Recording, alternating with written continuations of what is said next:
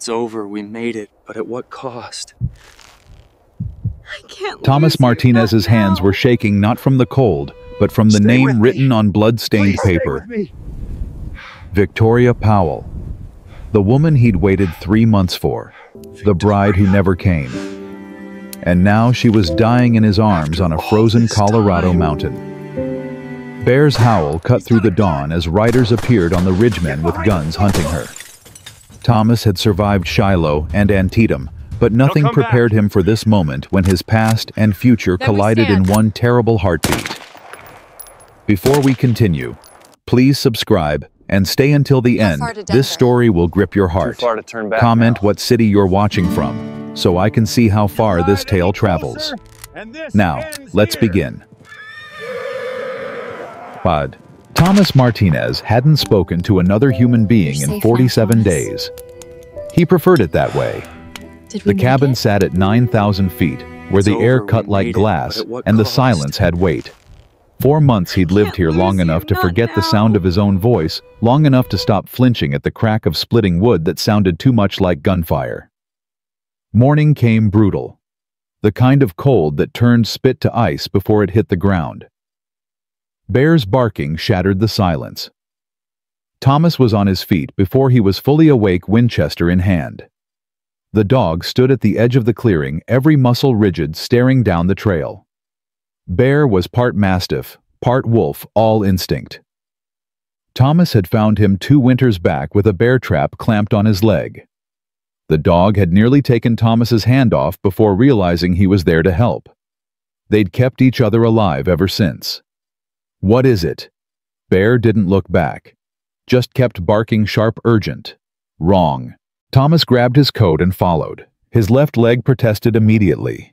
The shrapnel from Shiloh hadn't killed him, but it reminded him every morning that it had tried. 3 pieces of Confederate iron still buried in the muscle too close to the bone to dig out. The army surgeon had said he was lucky. Thomas had stopped believing in luck 6 years ago. The trail wound steep through lodgepole pines. Bear was already 50 yards ahead, moving fast. Thomas pushed harder, ignoring the fire in his leg. The dog had stopped at a bend where the path dropped into rocks and scrub oak. Then Thomas saw the blood. Dark against white snow. A lot of it. Leading off the trail into the trees. Bear was digging at something. Thomas broke into a run. The hand appeared first when Bear cleared the snow. Small, white, fingers curled tight. Jesus! He dropped to his knees, pushing the dog aside.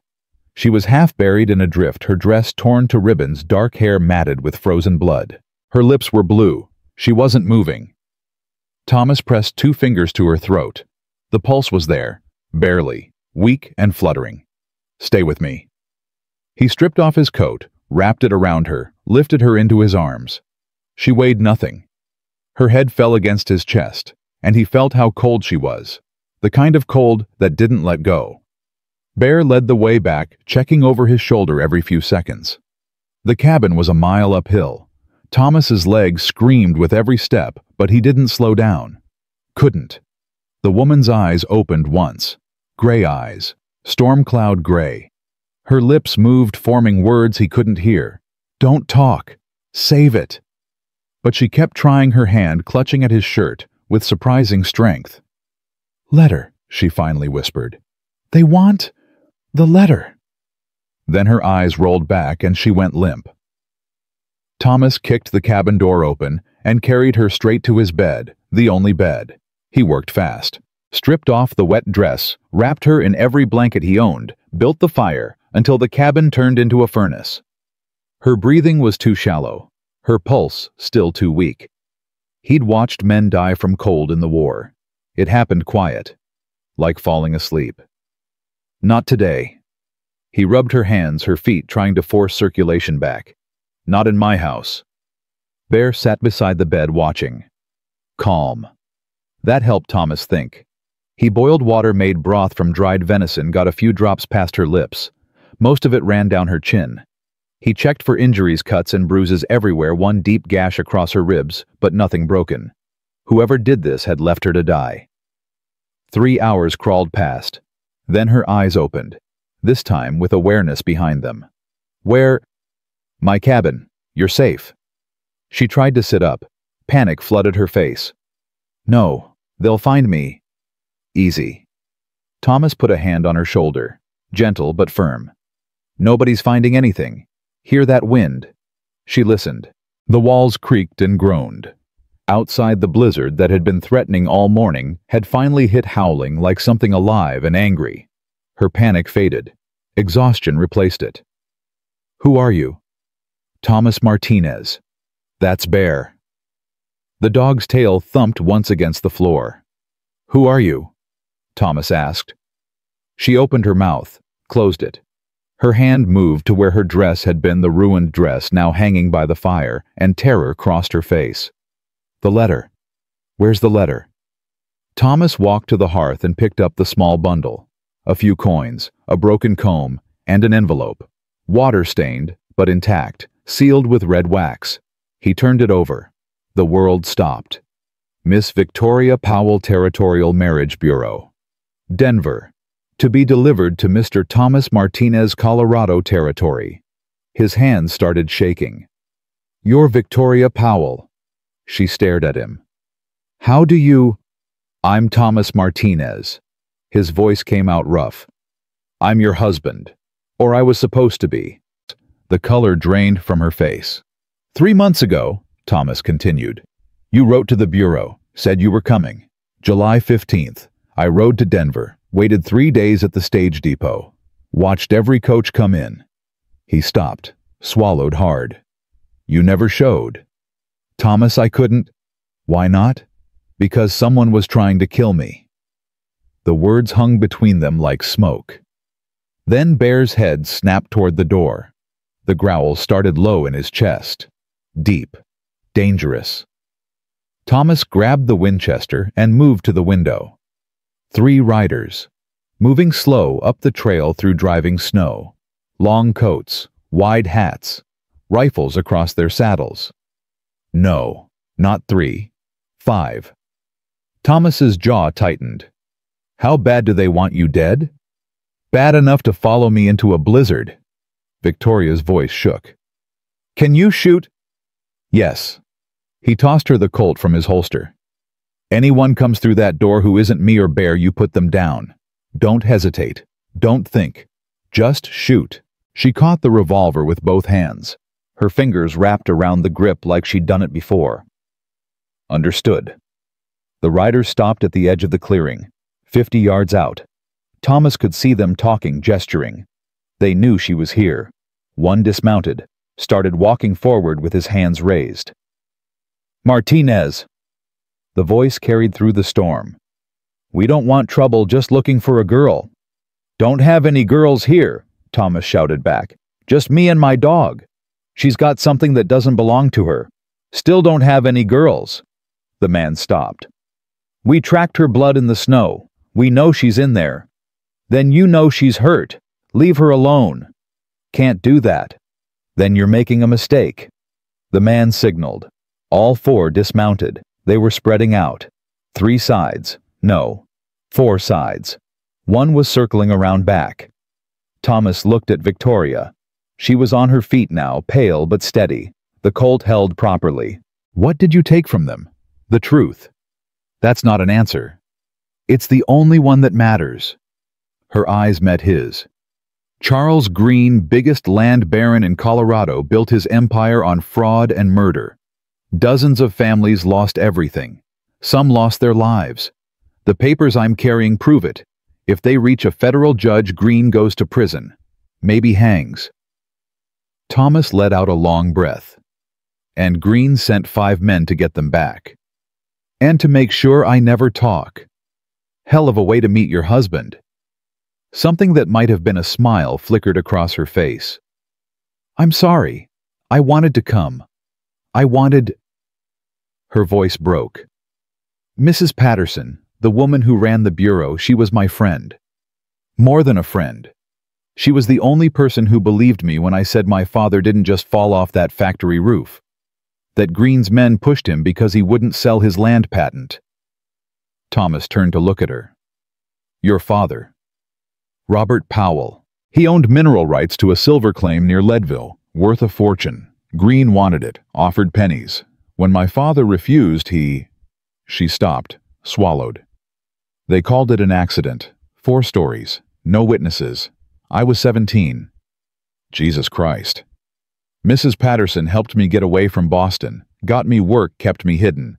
But she was investigating Green on her own, collecting evidence. When she had enough to take to the marshals, Victoria's voice dropped to a whisper. They poisoned her, made it look like her heart gave out. But before she died, she gave me everything. All the documents, all the proof. Told me to run. Told me. Tears streamed down her face. Told me if I could get to you, I'd be safe. That you were a good man, a soldier, someone who'd stand and fight when it mattered. The first bullet shattered the window. Thomas hit the floor, dragging the table over. Victoria dove behind the bed. Bear was already moving, positioning himself between the door and Victoria. More bullets punched through the walls. Splinters exploded. One round hit the coffee pot and sent it spinning. Back door, someone yelled outside. Miller, take the back. Thomas rolled to the side wall and fired twice through the broken window. Heard someone curse, boots running. The back door was flimsy pine. He'd never reinforced it because who came up here? Now he knew. Victoria, back door. She was already moving, crawling across the floor. She reached it just as something slammed against it from outside. The wood cracked. Another slam. The frame splintered. Victoria raised the Colt with both hands and waited. The door exploded inward. A man stumbled through, rifle coming up. Victoria shot him in the chest. The sound was deafening. The man went down, hard blood spreading across his shirt. His rifle clattered away. He tried to get up once, failed, stopped moving. Victoria kept the gun pointed at him. Her hands steady, despite the shock on her face. Good shot, Thomas said. She didn't answer. 4 more outside. Thomas could hear them regrouping, their confidence shaken. They'd expected an easy grab. Martinez! The voice again. Angrier. You just killed a deputy marshal. You're a dead man. He wasn't wearing a badge, Thomas shouted. And he broke into my home? Green owns the marshals, the sheriffs, the judges. The law won't help you. Then I guess we're done talking. Thomas moved to the front window. The 4 men had spread out behind trees. Smart, patient. Bear's growl changed pitch, different warning. Someone circling to the side. Thomas pointed at Victoria, then at the front. She nodded, understanding. He moved through the storage room to the small side window. Movement in the trees, 20 yards out. Getting closer. Thomas saw the rifle barrel first, then the hat, then the face. A kid. 16 at most. 17. Scared. Thomas hesitated. The kid raised his rifle. Thomas fired. The bullet took the kid high in the shoulder, spinning him around. He went down screaming. The scream was high, terrified, young. James! An older man broke cover, running toward the kid. James, hold on! Thomas could have shot him. Should have. But something in the way the man moved. The man reached the kid and dragged him back toward the trees. The kid was still screaming, leaving a blood trail in the snow. We're leaving, the man shouted. Don't shoot. We're leaving. 2 more emerged from cover to help. They grabbed the body from the back door, stumbling under the weight. One of them, younger, maybe 20, looked at the cabin with pure hate in his eyes. This ain't over, he called out. Green's gonna send everyone. You hear me? Everyone? Then they were gone, swallowed by the blizzard. Thomas stayed at the window for a long time, making sure. But the only sound was wind and fading hoofbeats. When he turned around, Victoria was standing in the doorway, still holding the Colt, her face white, eyes huge. I killed him. Her voice was barely there. I killed a man. You defended yourself. Is there a difference? Thomas didn't have an answer for that. He'd asked himself the same question after Shiloh, after Antietam, after Cold Harbor. He still didn't know. He took the Colt from her hands and guided her back to the bed. Her legs gave out. She sat down hard. Bear came over and put his head in her lap. She buried her fingers in his fur, holding on. "They'll come back," she said after a while. "With more men." "Yes." "I should leave. You've done enough. More than enough.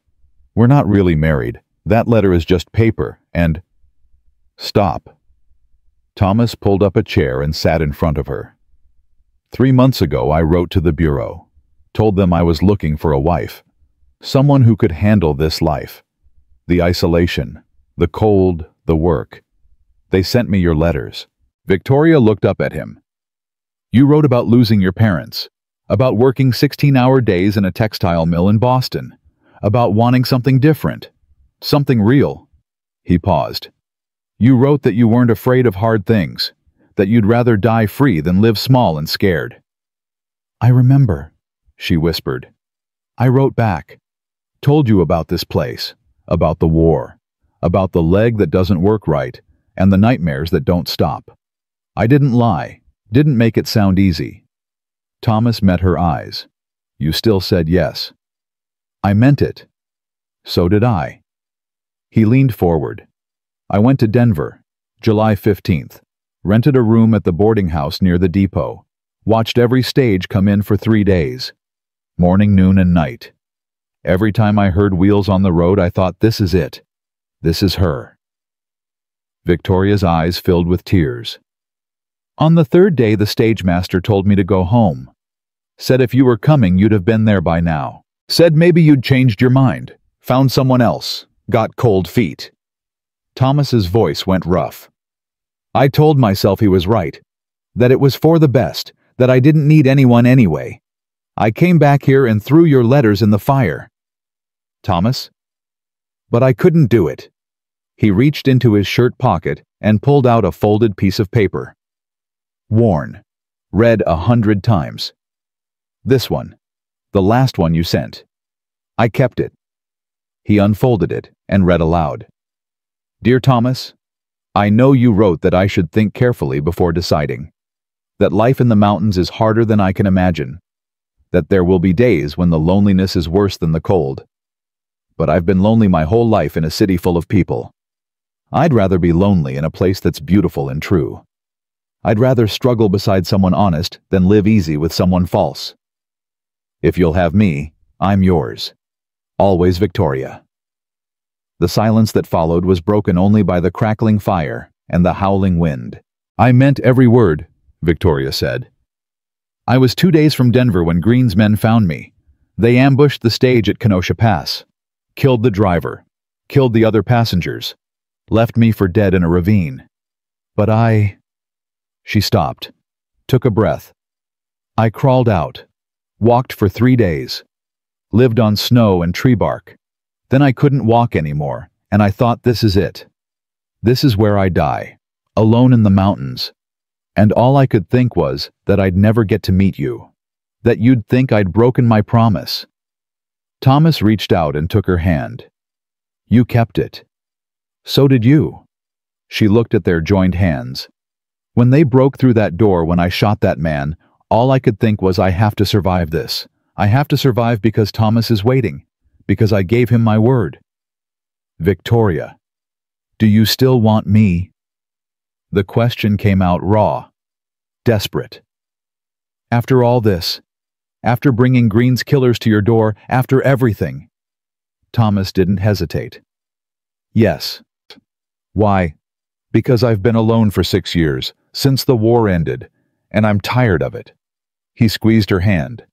"And because any woman who can shoot a man to save her own life, who can walk 3 days through wilderness half dead, who can keep a promise even when keeping it might kill her, that's not a woman I let go." Victoria let out a sound between a laugh and a sob. "You're insane." "Probably." "They're going to come back. Green won't stop. He can't stop. If those papers get out, he loses everything.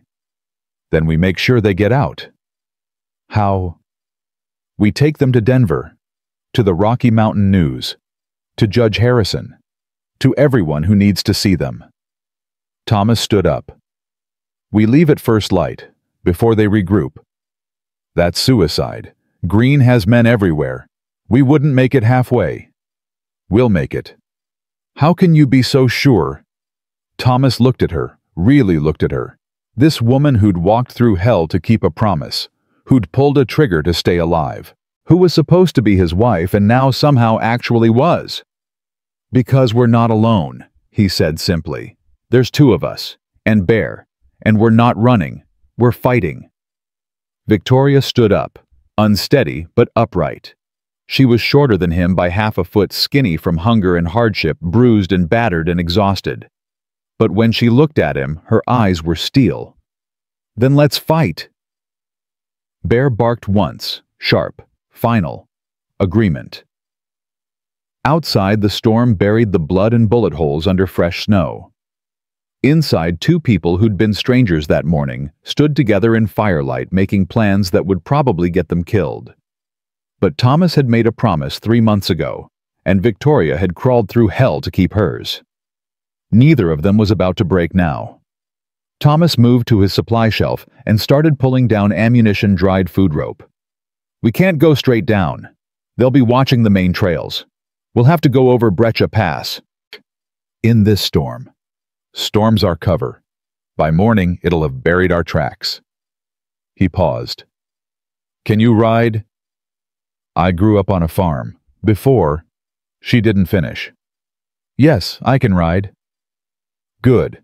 I've got 2 horses in the lean-to out back. We'll pack light. Move fast. Thomas turned to face her. This is going to be hard. Harder than anything you've done. 3 days at least to Denver. Maybe 4. Through country where Green has eyes everywhere. And when we get there, we still have to get past whoever he's got waiting.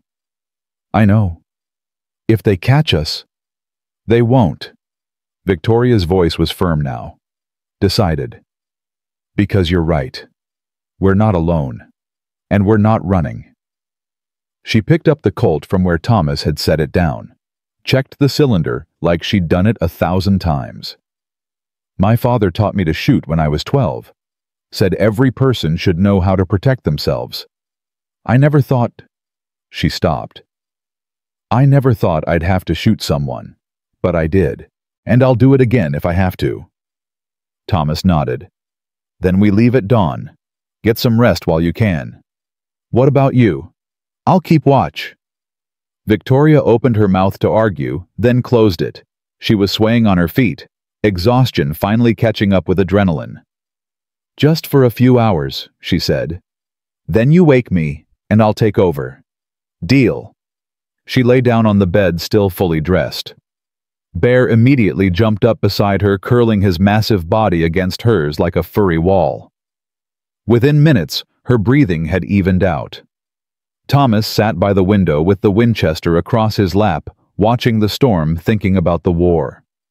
About all the times he'd sat like this, waiting for dawn, wondering if he'd see another sunset. He'd thought those days were over. Turned out war followed you home, just changed its face. But this time was different. This time he wasn't fighting for a flag or a cause or because someone ordered him to. This time he was fighting for something that was his. The hours crawled past. The storm showed no signs of stopping. Good. The more snow, the better their chances. Around midnight, Victoria woke with a gasp, sitting bolt upright. Bear lifted his head alert. Easy, Thomas said from his chair. Just a dream. She looked around disoriented, then remembered where she was. I'm sorry, I didn't mean to. Don't apologize for nightmares. I've got plenty of my own. She was quiet for a moment. Then, Thomas, can I ask you something? Go ahead. What happened in the war? You mentioned Shiloh, Antietam. Thomas was quiet for a long time. What do you want to know? Whatever you want to tell me. He considered not answering, but they were married now on paper and apparently in fact. And if they were going to die together in 3 days, she deserved to know who she was dying with. I enlisted in '61, Pennsylvania 5th. Thought it'd be over by Christmas. He let out a bitter laugh. We all thought that. First real battle was Shiloh. Tennessee, April 1862. We lost 13,000 men in 2 days. I watched my best friend die in my arms. Took him 6 hours. Nothing I could do except hold his hand and lie to him that it didn't look that bad. Victoria didn't say anything, just listened. Antietam was worse. Bloodiest single day of the war. 23,000 casualties. I got hit 3 times shoulder ribs leg. The leg was the worst. Shrapnel from a canister round. Field surgeon wanted to amputate. I told him if he tried, I'd shoot him. Thomas touched his leg unconsciously. Spent 4 months in a hospital. Went back to my unit.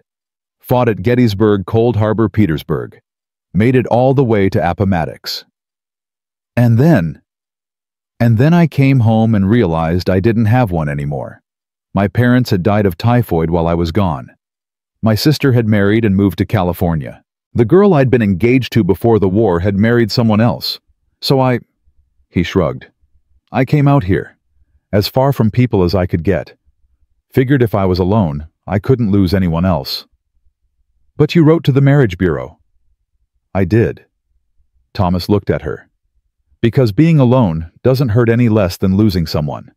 It just hurts different. Longer. Victoria swung her legs off the bed and came to sit on the floor beside his chair. Bear followed, settling between them. My mother died when I was 15. Fever. My father worked himself half to death trying to keep the farm going. Then when he found silver on our land, I thought finally things will be better. We'll have enough money to hire help. He can rest. We can live. She picked at a loose thread on her sleeve. Instead, Charles Green showed up with papers and lawyers and threats. Offered $10 an acre for land worth thousands. When my father said no, she stopped. Breathed.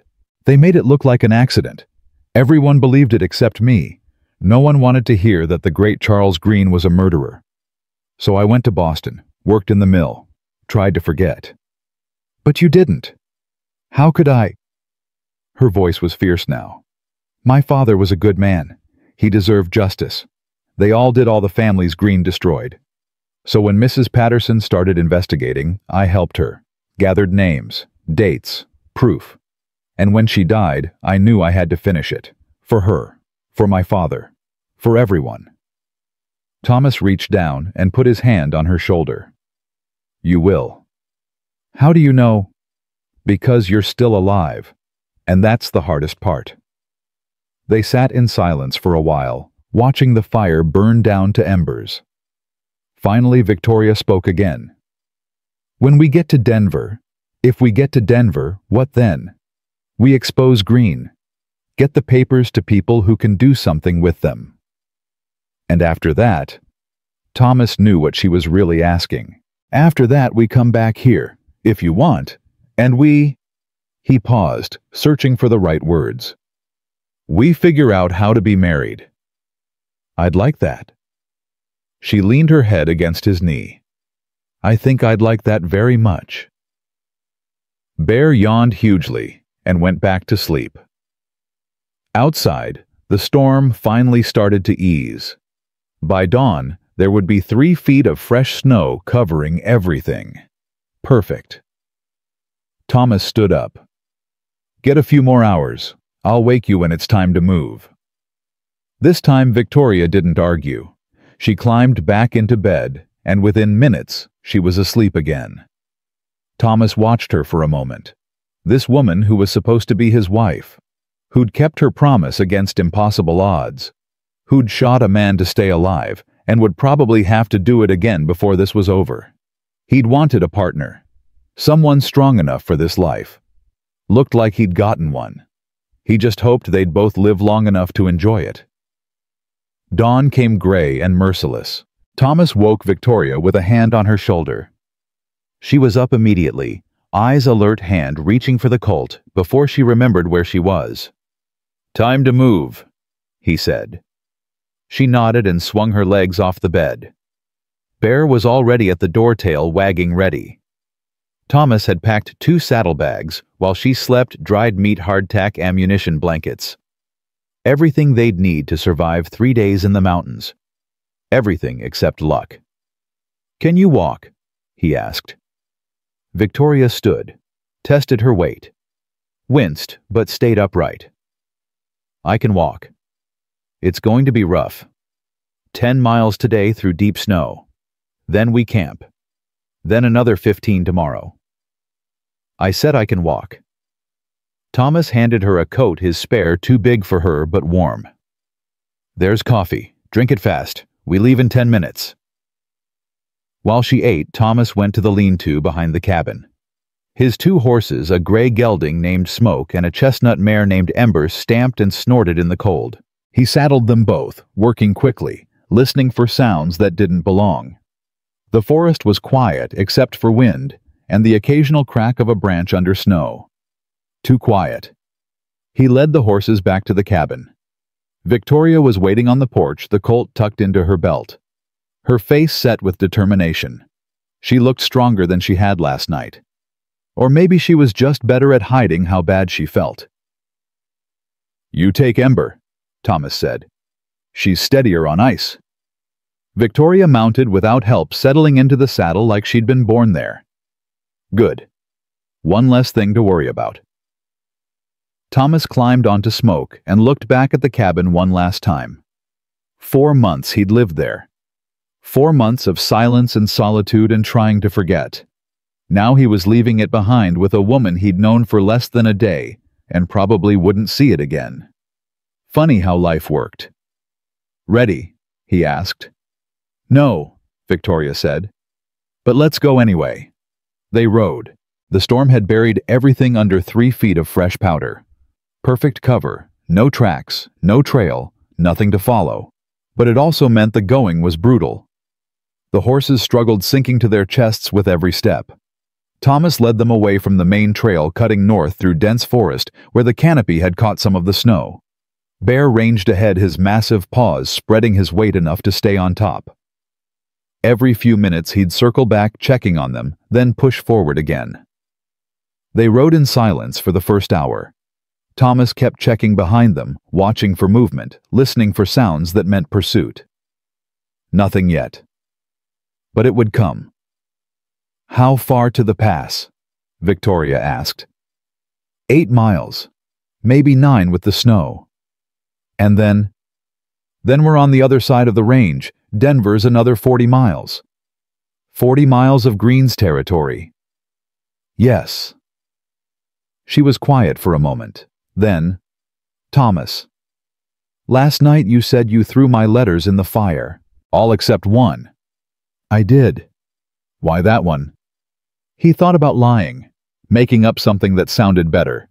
But they'd started with honesty, and it seemed wrong to stop now.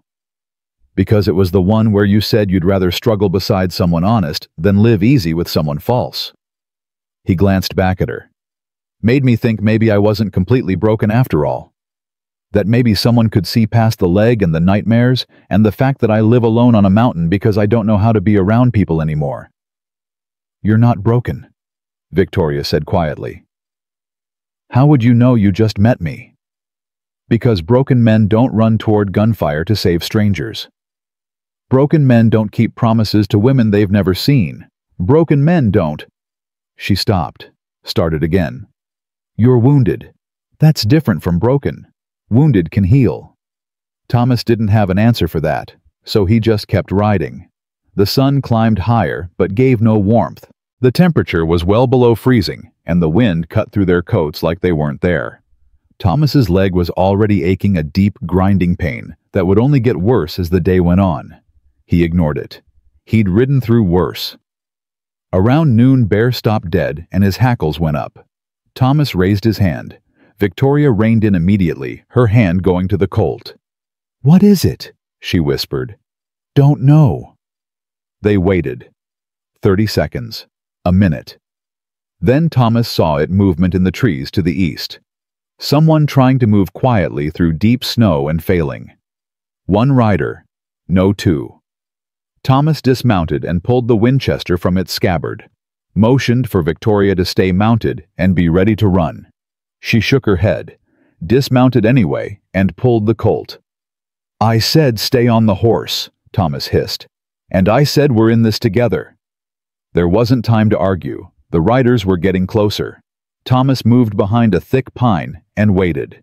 Victoria took cover behind another tree 20 feet to his right. Good position, good instincts. The first rider came into view. Young, maybe 25, wearing a deputy's badge that gleamed against his dark coat. Behind him another man, older, no badge, just a rifle and a hard face. They hadn't seen Thomas yet. Were following something else. Then Thomas realized they were following his old tracks from yesterday, the ones he'd made when he'd found Victoria. The younger one raised his hand and the two men stopped. "Trail ends here," he said. "Goes up to Martinez's cabin." "Then we go up," the older man replied. "Green said wait for the others, said not to try anything alone. Green ain't here, and that girl's got papers worth $50,000. I ain't splitting that bounty 5 ways when we can do it ourselves." Thomas stepped out from behind the tree. "Or you can leave, right now, and live." Both men's heads snapped toward him. The older one's hand went to his rifle. "Don't," Thomas said. The Winchester was already aimed at his chest. The man froze. "Smart," Thomas continued. "Now both of you turn around and ride back down. Tell Green you lost the trail. Tell him whatever you want, but you leave. Now." The younger one, the deputy, licked his lips nervously. "Martinez, we don't want trouble. Just hand over the girl and we'll forget we saw you." "No." "She's carrying stolen property. That makes her a criminal." "Those papers aren't stolen. They're proof. Proof that Charles Green is a murderer and a thief. Proof that everyone wearing his badge is complicit." Thomas's voice went hard. "Including you." The deputy's face went red. "I'm a lawman. You're a killer in a tin badge. Now get out of here before I put you down." The older man's hand twitched toward his rifle. Bear's growl cut through the air like a blade. The dog had circled around behind them without anyone noticing. Now he stood 10 feet away, teeth bared, every muscle coiled to spring. "Jesus," the deputy breathed. "Last chance," Thomas said. The older man looked at Thomas, at Bear, at the Winchester pointed at his heart. Then he looked past Thomas and saw Victoria standing there with the Colt, both hammers cocked. "This ain't over," he said. "No, but you're done with it." The two men turned their horses and rode back the way they'd come. Thomas watched until they disappeared into the trees. Then he waited another 5 minutes to make sure they were really gone. "They'll tell Green," Victoria said. "I know. He'll send everyone." "I know that too." Thomas mounted smoke again. "Which means we need to move faster." They pushed hard for the next 3 hours. The horses were exhausted, their sides heaving, but Thomas didn't let them slow down. Every minute they delayed was a minute for Green's men to get ahead of them. The pass came into view just before sunset, a narrow gap between two peaks choked with snow and ice. The trail up was steep enough that they'd have to lead the horses on foot. "We'll camp on the other side," Thomas said, "in the trees where we can't be seen." "How long to get over?" 2 hours, maybe 3. Victoria looked at the pass, and Thomas could see her calculating. 3 hours of climbing in the dark, in freezing cold, with exhausted horses and men hunting them. "Let's go," she said. The climb was brutal. The horses slipped and stumbled on ice hidden under snow. Thomas's leg felt like someone was driving spikes through it with every step. Twice Victoria nearly fell, catching herself at the last second on rocks that cut through her gloves. Bear bounded ahead, then back, then ahead, again, never tiring. Halfway up they heard it, voices, echoing off the rocks below them. "How many?" Victoria whispered. Thomas listened. 4, maybe 5. "Can we make it over before they catch us?" "No." She looked at him. "Then what do we do?" Thomas studied the pass above them. The trail switchbacked 3 more times before reaching the top. Narrow, steep, exposed. If they kept going, Green's men would catch them in the open. But if they stopped... There, he said, pointing to a cluster of boulders 50 feet up. We make a stand there. High ground. Good cover. They'll have to come at us single file. You want to fight them here. Better here than in the open. Thomas started climbing toward the boulders. Come on. They reached the rocks just as the first rider came into view below. Thomas counted quickly. 6 men, all armed, moving fast. 6, he told Victoria. Can you handle that? Do I have a choice? No. She checked the Colt. Then I guess I can handle it. Thomas positioned her behind the largest boulder where she had a clear field of fire down the trail. He took a spot 20 feet to the right where he could cover her flank. The horses they tied behind them as far back as possible. Bear stayed with Victoria pressed against her leg. The dog seemed to understand that noise would give away their position. The riders came closer.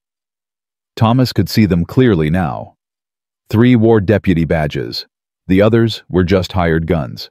Green's personal crew, the kind of men who'd shoot you for the price of a drink.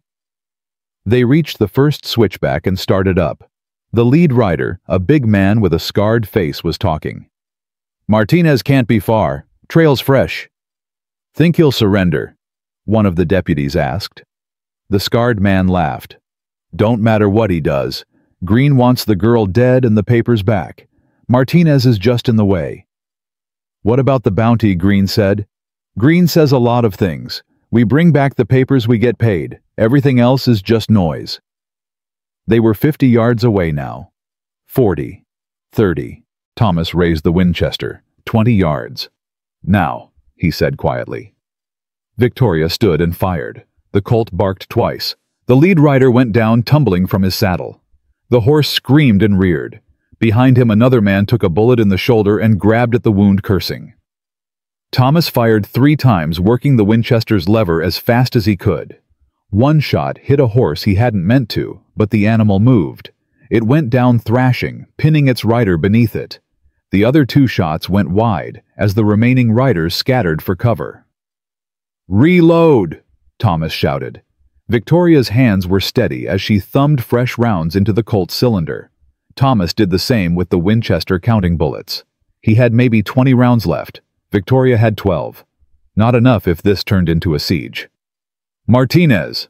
The scarred man's voice echoed off the rocks. He was pressed flat behind a boulder 30 yards down. You're surrounded. Give up the girl and we'll let you live. You're a liar, Thomas shouted back. You're a dead man either way. At least this way is quick.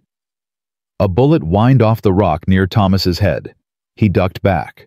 Another shot. Another. They were testing his position, trying to figure out exactly where he was. Smart. They're going to flank us, Victoria said. She was right. Already Thomas could see 2 of them starting to climb off the trail, trying to work their way around through the rocks. If they got above him... Stay here, he told Victoria. Keep shooting at anyone on the trail. Where are you going? To stop them from getting around us. Before she could argue, he was moving. Climbing higher, using the boulders for cover.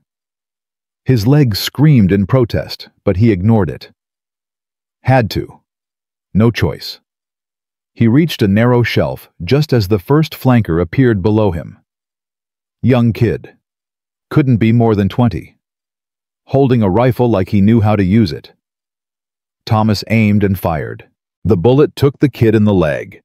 He went down hard, screaming, his rifle clattering away. Behind him, his partner dove for cover. Charlie! The partner yelled. Charlie, hold on! Thomas worked the Winchester's lever and fired again. The bullet sparked off rock inches from the partner's head. The man scrambled back down the slope, dragging the wounded kid with him. 2 down, 4 left. Thomas scrambled back to where he'd left Victoria. She was still firing, spacing her shots, making each one count. The Colt was empty again. She was reloading for the 3rd time. How many rounds left? Thomas asked.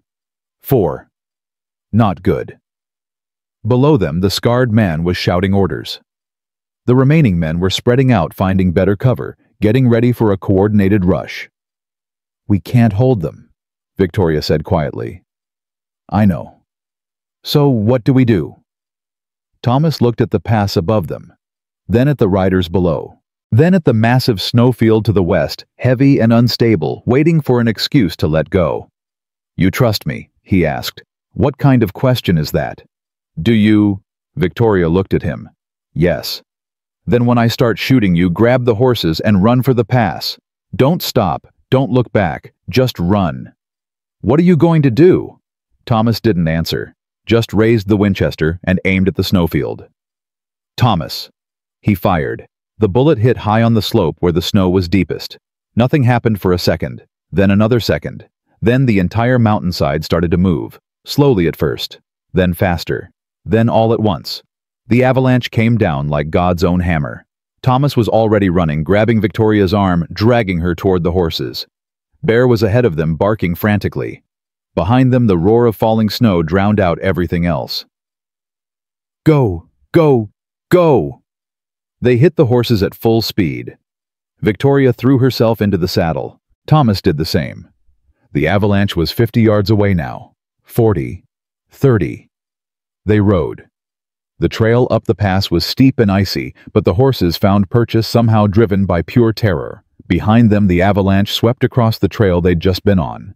Thomas looked back once and saw the scarred man trying to outrun it, failing, disappearing under thousands of tons of snow. Then they were over the pass and on the downslope, and the roar faded behind them.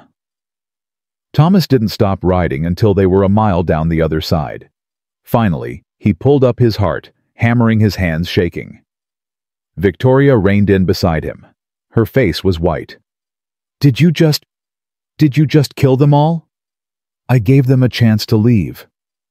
Thomas, they would have killed us, would have killed you and taken those papers back to Green and buried the truth forever. His voice was hard. I did what I had to do. She was quiet for a long moment. Then, I know. I've never seen anyone die like that. Better them than us? Is it? Thomas looked at her. You having second thoughts? About exposing Green? No. About... She gestured vaguely. All of this. The killing, the running. I thought I was ready for it. But every time I close my eyes, I see that man I shot.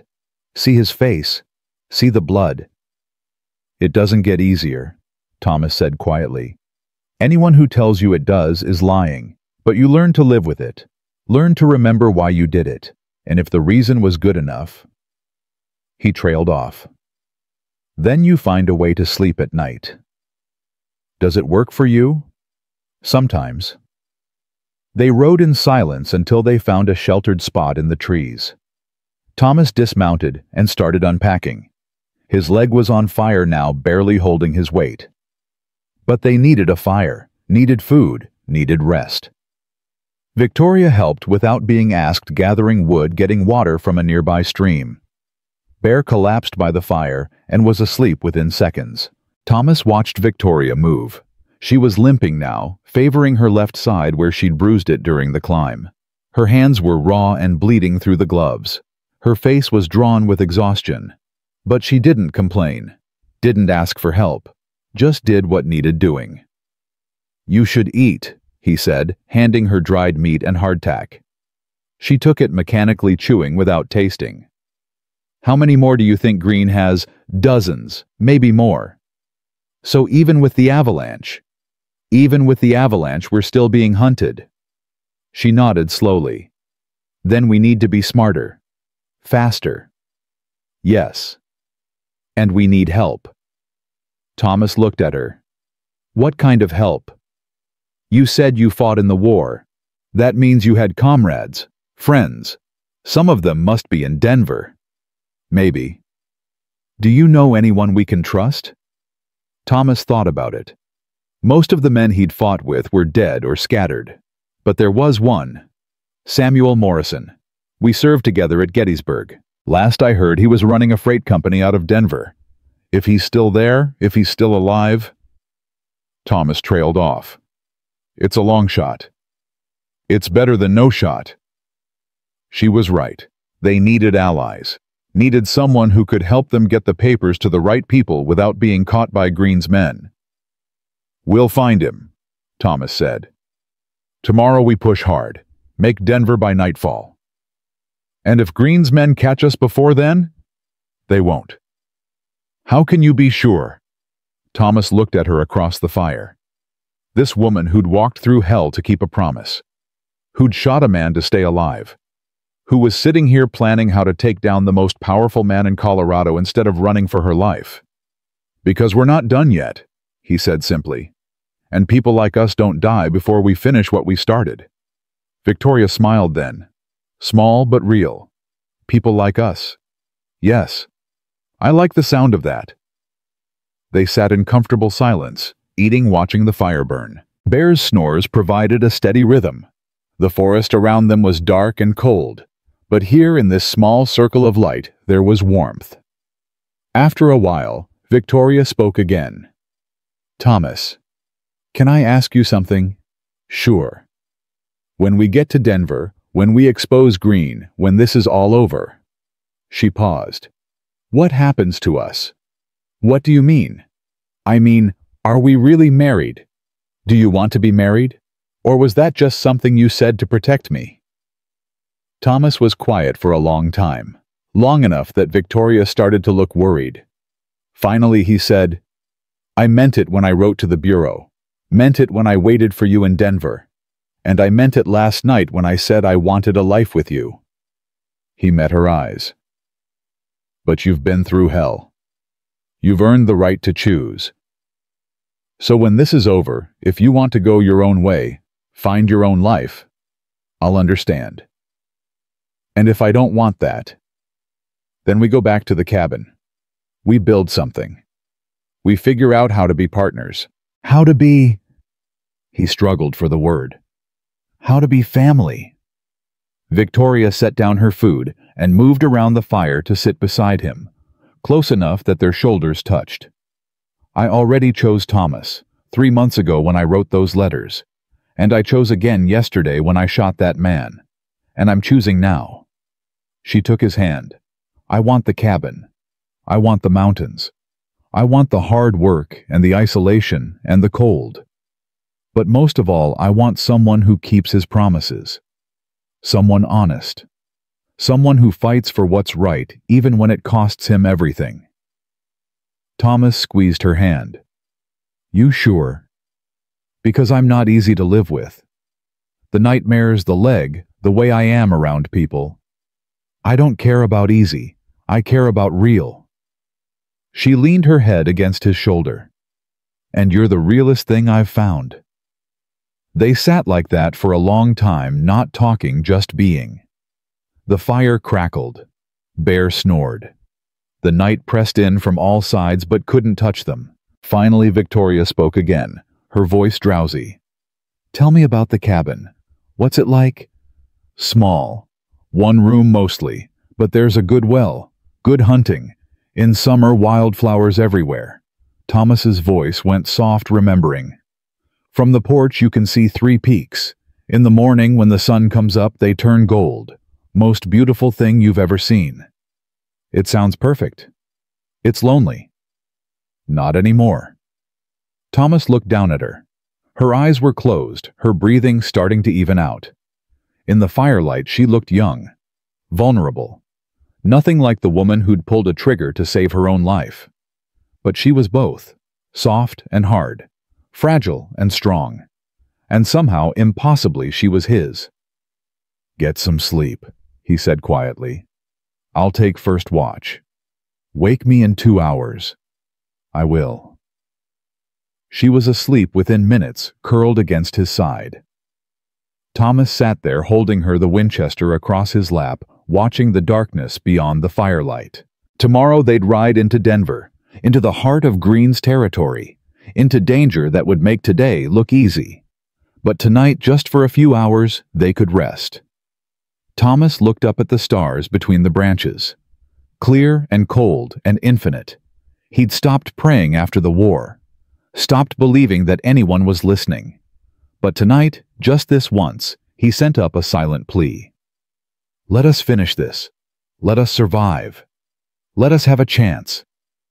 The stars didn't answer. But somewhere in the darkness, an owl called, and Bear's tail thumped twice against the ground in his sleep.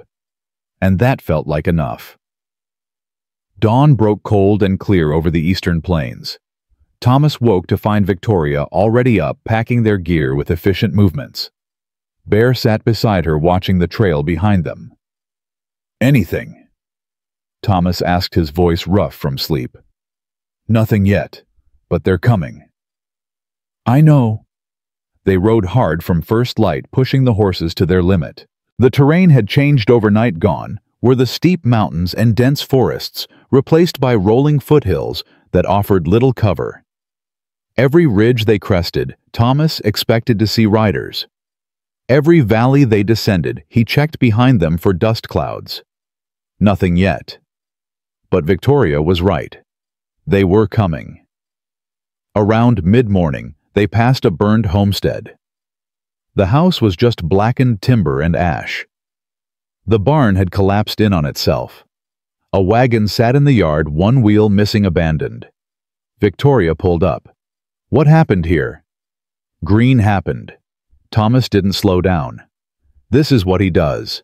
Burn them out, run them off, take the land." "How many families?" "Dozens. Maybe hundreds by now." Thomas's jaw tightened. "That's why those papers matter. That's why we can't fail." They rode in silence for another hour. The sun climbed higher, but gave no warmth. Thomas's leg was a constant throb now, the pain settling deep in the bone. He'd need to rest soon or risk not being able to walk at all. But rest meant time, and time was something they didn't have. Victoria must have noticed him favoring the leg, because she said, "We should stop. You need to rest." "I'm fine." "You're limping in the saddle. That's not fine." "Denver's only 10 miles now. We can make it." "Not if you can't walk when we get there." Thomas was about to argue when Bear's head came up. The dog was staring at something ahead. Thomas followed his gaze and felt his stomach drop. Riders. 5 of them, blocking the road a quarter-mile ahead. "How did they get in front of us?" Victoria's voice was tight. "They didn't follow us over the pass. They rode around. Faster route." Thomas pulled the Winchester from its scabbard. "They've been waiting for us. Can we go around?" Thomas looked left and right. Open ground on both sides. No cover. If they tried to flank, the riders would run them down in minutes. "No." "Then what?" "Then we go through them." Victoria pulled the Colt. Checked it. 6 rounds. "That's suicide." "Maybe, but it's the only play we've got." Thomas looked at her. "When I say run, you run. Don't stop. Don't look back. Just get to Denver. Find Morrison. Get those papers to Judge Harrison." "What about you?" "I'll hold them off." "Like hell you will." Victoria's voice was hard. "We started this together. We finish it together." "Victoria." "No." She kicked Ember forward. "We go through them. Both of us. Or we don't go at all." Thomas wanted to argue. Wanted to tell her to be smart, to save herself, to let him die alone like he'd always figured he would. But looking at her face, set and determined and absolutely refusing to back down, he knew she wouldn't listen. So instead, he just nodded. "Stay close. Shoot anything that moves." They rode forward at a walk. The 5 riders ahead hadn't moved. They sat their horses in a line across the road, waiting. As Thomas got closer, he could make out details. 4 wore deputy badges. The 5th was dressed all in black with a flat-brimmed hat pulled low. That one sat in the center. That one was in charge. At 50 yards, the man in black raised his hand. "That's far enough, Martinez." Thomas and Victoria stopped. "You've caused Green a lot of trouble," the man continued. His voice was smooth, educated. "Wrong for this place. A lot of good men dead. A lot of money wasted chasing you across the territory." "Those weren't good men," Thomas said. They were killers. Semantics. The man smiled. My name is William Garrett. I work for Mr. Green in matters requiring discretion. You mean murder? I mean problem solving. Garrett's smile didn't waver. And right now, you and the lady are problems that need solving. So here's what's going to happen. You're going to hand over whatever papers she's carrying. Then you're going to ride away and forget any of this ever happened. And if we don't, then we kill you both and take the papers anyway. Garrett shrugged. Frankly, I'd prefer the second option, cleaner. But Mr. Green thought I should at least offer you a choice. Thomas felt Victoria shift beside him. Her hand was steady on the Colt, but he could hear her breathing quick and shallow. She was scared, smart enough to be scared. Those papers prove Green's a murderer, Victoria said, her voice carrying across the distance. They prove he's stolen land from dozens of families, that he's built his empire on fraud and blood. You know that, don't you, Mr. Garrett? You know what you're protecting. I know Mr. Green pays well. Garrett's smile faded. And I know he doesn't like loose ends. Last chance, Miss Powell. Hand over the papers. No, Garrett sighed. Pity. He looked at his men. Kill them. Thomas didn't wait. He spurred Smoke forward, raising the Winchester. Victoria was right beside him, the Colt coming up. Bear was already running a blur of fur and teeth. The first shot came from one of the deputies. It went wide, spooked by horses suddenly charging. Thomas fired back. The deputy went down, tumbling from his saddle. Victoria fired twice. Another man grabbed his shoulder and reeled sideways. Then they were in the middle of it.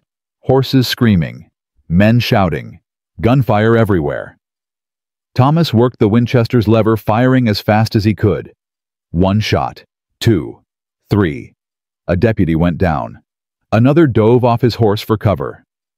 Garrett was pulling back, trying to get distance, trying to get a clear shot. Victoria's Colt barked. Once. Twice. The hammer fell on an empty chamber. She was out. A deputy rushed her from the side, grabbing for Ember's reins. Victoria kicked him in the face. He fell back, cursing, blood pouring from his nose. She wheeled Ember around, pulling the horse between her and the remaining men. Thomas fired again. Click. Empty. No time to reload. A deputy was charging him, revolver raised. Thomas threw the Winchester at him. It hit the man's horse in the head. The animal reared. The deputy fell. Thomas kicked Smoke forward and trampled over him. Then Garrett was there, his own revolver aimed at Thomas's chest. End of the line, soldier! The shot rang out. But it wasn't Garrett who fired. It was Victoria. She'd reloaded somehow impossibly fast and put a bullet through Garrett's gun hand. The revolver went flying. Garrett screamed and grabbed his wrist. Run! Victoria shouted. They ran. Behind them, the two remaining deputies were scrambling for their horses. Bear had one of them by the leg, dragging him down. The man was screaming, beating at the dog with his fists. Bear didn't let go. Thomas and Victoria didn't look back. They just rode. Rode like the devil himself was chasing them. Maybe he was. 1 mile, 2 miles, 3. The horses were foaming at the mouth, their sides heaving. Thomas finally pulled up at the top of a rise and looked back. No pursuit. Not yet. But it would come. We need to ditch the horses, he said. Victoria stared at him. What? They're too tired, too easy to track. We go on foot from here, through the city streets where they can't follow with guns out. Denver's still 5 miles away. Then we walk 5 miles. They dismounted. Thomas stripped the saddles and bridles, slapping both horses on the rump to send them running. Smoke and Ember took off across the plains, finally free. Thomas felt a pang watching them go. Good horses. They'd earned better than this. Come on, he said. They walked. Victoria was limping badly now, her left ankle swollen. Thomas's leg was barely holding him up. Bear padded alongside them, tongue hanging out, exhausted. But they walked. The sun was setting when Denver finally came into view. Not the pretty part, the stockyards and slaughterhouses on the south end. The smell hit them first. Blood and offal and animal fear. Then the noise. Cattle lowing. Men shouting. Hammers ringing on metal. "Where's Morrison's place?" Victoria asked. "North side, near the rail yard." Thomas looked at the sun. "We've got maybe an hour of light left. We stay off the main streets. Move fast. Keep your head down." They entered the city like thieves, slipping through alleys, avoiding main thoroughfares, staying in shadows. Denver was bigger than Thomas remembered, noisier. More people, more eyes. Any one of them could be working for Green. They passed a newspaper office, the Rocky Mountain News. Victoria looked at it with longing. "We should go in. Give them the papers right now." "Not yet. We need Morrison first. Need backup in case this goes wrong." "How can it go more wrong?" Thomas didn't answer that. They found Morrison's freight office just as full dark settled over the city. It was a squat brick building with a faded sign out front. Wagons lined the yard. The place looked closed, but light showed through cracks in the shutters. Thomas knocked. 3 times. Paused. Twice more. The old signal from the war. Footsteps inside. Heavy. Cautious. The door cracked open, and a barrel of a shotgun poked through. "We're closed," a voice growled. "Sam Morrison?" Thomas asked. "Who's asking?" "Thomas Martinez, Pennsylvania 5th, Gettysburg." The door swung open. A massive man stood there, 6'4" and wide as a barn. Gray hair, thick beard. One eye milky white from an old wound, but the other eye was sharp and it locked onto Thomas's face. "Martinez, I'll be damned." Morrison lowered the shotgun. "Heard you were dead." "Not yet." "Close enough from the looks of you. Who's the girl?" "My wife, Victoria." Morrison's eyes shifted to her, then to Bear, then back to Thomas. "You're in trouble." "How'd you know?" "Because you're here. You hate cities. And you've got that look. Same one you had before Cold Harbor." Morrison stepped aside. "Get in, both of you, before someone sees." They stumbled inside. Morrison locked the door behind them, barred it, then closed all the shutters. The office was small and cramped, packed with ledgers and shipping manifests. A pot-bellied stove threw heat in the corner. "Sit," Morrison ordered. "Talk." Thomas sat. Victoria collapsed into a chair beside him. Bear lay down at their feet and was instantly asleep. Thomas talked, told Morrison everything. The marriage arrangement, Victoria's arrival, Green's men, the papers, the running fight across the mountains, Garrett and the ambush on the road. Morrison listened without interrupting. When Thomas finished, the big man poured 3 glasses of whiskey and downed his in one swallow. "You've stepped in it good this time, Martinez." "I know." "Charles Green owns half this city. Judges, marshals, the mayor. You try to take him down and you'll end up in a shallow grave." "I know that too." Morrison looked at Victoria. "You got these papers on you." She nodded and pulled the envelope from inside her dress. The seal was still intact. Morrison took it carefully, turned it over in his hands, then gave it back. "You know what you're asking for, girl. The kind of fight this is." "Yes," Victoria said quietly. "And you're still willing. My father died for this. Mrs. Patterson died for this. I'm willing to die for it too if that's what it takes." Morrison grunted. "What about you, Martinez? You willing to die for someone else's fight?" Thomas looked at Victoria. At this woman who'd walked through hell to keep a promise. Who'd shot men to stay alive. Who was sitting here bruised and bleeding and exhausted but not giving up. Not running. Not hiding. "She's not someone else," Thomas said. "She's my wife. Her fight is my fight." Morrison studied them both for a long moment. Then he nodded slowly. "All right, I'll help. But we do this smart. We don't go to the marshals. Green owns them. We don't go to the judge. Green probably owns him too. We go to the newspaper first. Get the story out. Once it's public, once people know what Green's done, Then we go to Judge Harrison with the papers. Can't cover up what everyone already knows. The newspaper's closed by now, Victoria said. Then we break in. Morrison stood up. I know the editor, Patrick O'Malley. Good man. Honest. He's been trying to nail Green for years, but never had proof. You give him these papers, he'll run with them. Have the story on every front page by morning. What about Green's men? Thomas asked. They're all over the city. Let me worry about that. Morrison pulled on a heavy coat and grabbed the shotgun. I've got friends. Men who fought with us. Men who remember what loyalty means. I'll get them together. We'll make sure you get to that newspaper office alive. He moved to the door, then stopped and looked back at Thomas. You remember what I told you after Gettysburg? After we held Cemetery Ridge? Thomas remembered.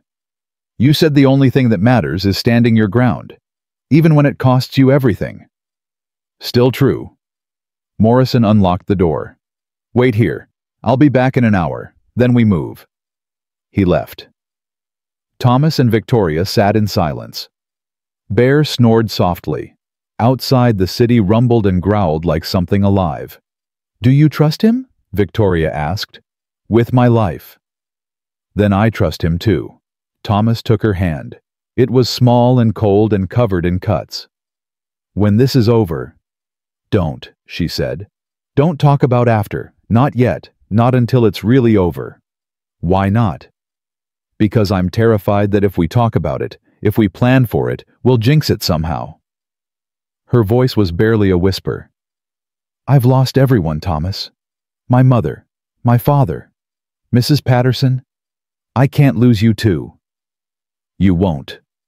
You can't promise that. I can try. She laughed, a sad, broken sound. You're a terrible liar, you know that. I know. They sat close together, not talking, just holding hands, while the minutes crawled past. Thomas thought about the cabin, about the mountains, about mornings on the porch watching the peaks turn gold, about having someone there to share it with. He wanted that, wanted it so badly it hurt. But first, they had to survive tonight. Morrison came back an hour later with 5 men. Thomas recognized 2 of them from the war, Jacob Penn and Daniel Cross, both Pennsylvania 5th. The others were strangers, but they had the look. Veterans, hard men who'd seen the elephant and lived to tell about it. These boys will get you to the newspaper, Morrison said. I'm going to Judge Harrison's house. Gonna wake him up and tell him what's coming. Make sure he's ready to act when the story breaks. What if he's in Green's pocket? Victoria asked. Harrison. Morrison shook his head. No, he's old, mean, stubborn as a mule. But he's honest. If you give him proof, he'll act on it. And once he issues warrants, even Green can't stop him. Thank you, Thomas said. Morrison gripped his shoulder. Thank me by staying alive. I didn't pull your ass out of that ditch at Cold Harbor just so you could die in some alley in Denver. Then he was gone, moving into the night with purpose. Penn looked at Thomas. Ready. Ready. They moved out. 7 people and 1 dog slipping through Denver's back streets like ghosts. Penn and Cross led the way, checking corners, watching for ambushes. The other 3 men formed a box around Thomas and Victoria, protecting them on all sides. They'd gone 3 blocks when the first shot rang out. Penn went down, grabbing his leg. Cross returned fire immediately, his revolver barking 3 times into the darkness. Shadows moved in an alley to their right. More shots. The night exploded with muzzle flashes and noise. Move! One of Morrison's men shouted. Keep moving! Thomas half-carried Victoria, running as fast as his ruined leg would allow. Bear was barking, snapping at shapes in the darkness. Behind them, Cross and the others were laying down, covering fire, buying them time.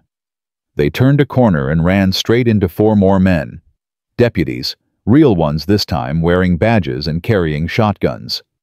Hold it right there, one of them shouted. Thomas raised his hands. Victoria did the same. They were trapped. Deputies in front, Green's men behind. Nowhere to run. The deputy in charge stepped forward. Thomas Martinez, Victoria Powell. You're both under arrest for murder, theft, and evading justice. Surrender your weapons." "Those charges are false," Victoria said. "We have proof that Charles Green—" "I don't care what you think you have. You're coming with us. Now." Behind them, the shooting had stopped. Either Morrison's men were dead or they'd run. Either way, help wasn't coming. Thomas looked at Victoria. She looked back. Her eyes said what her mouth couldn't.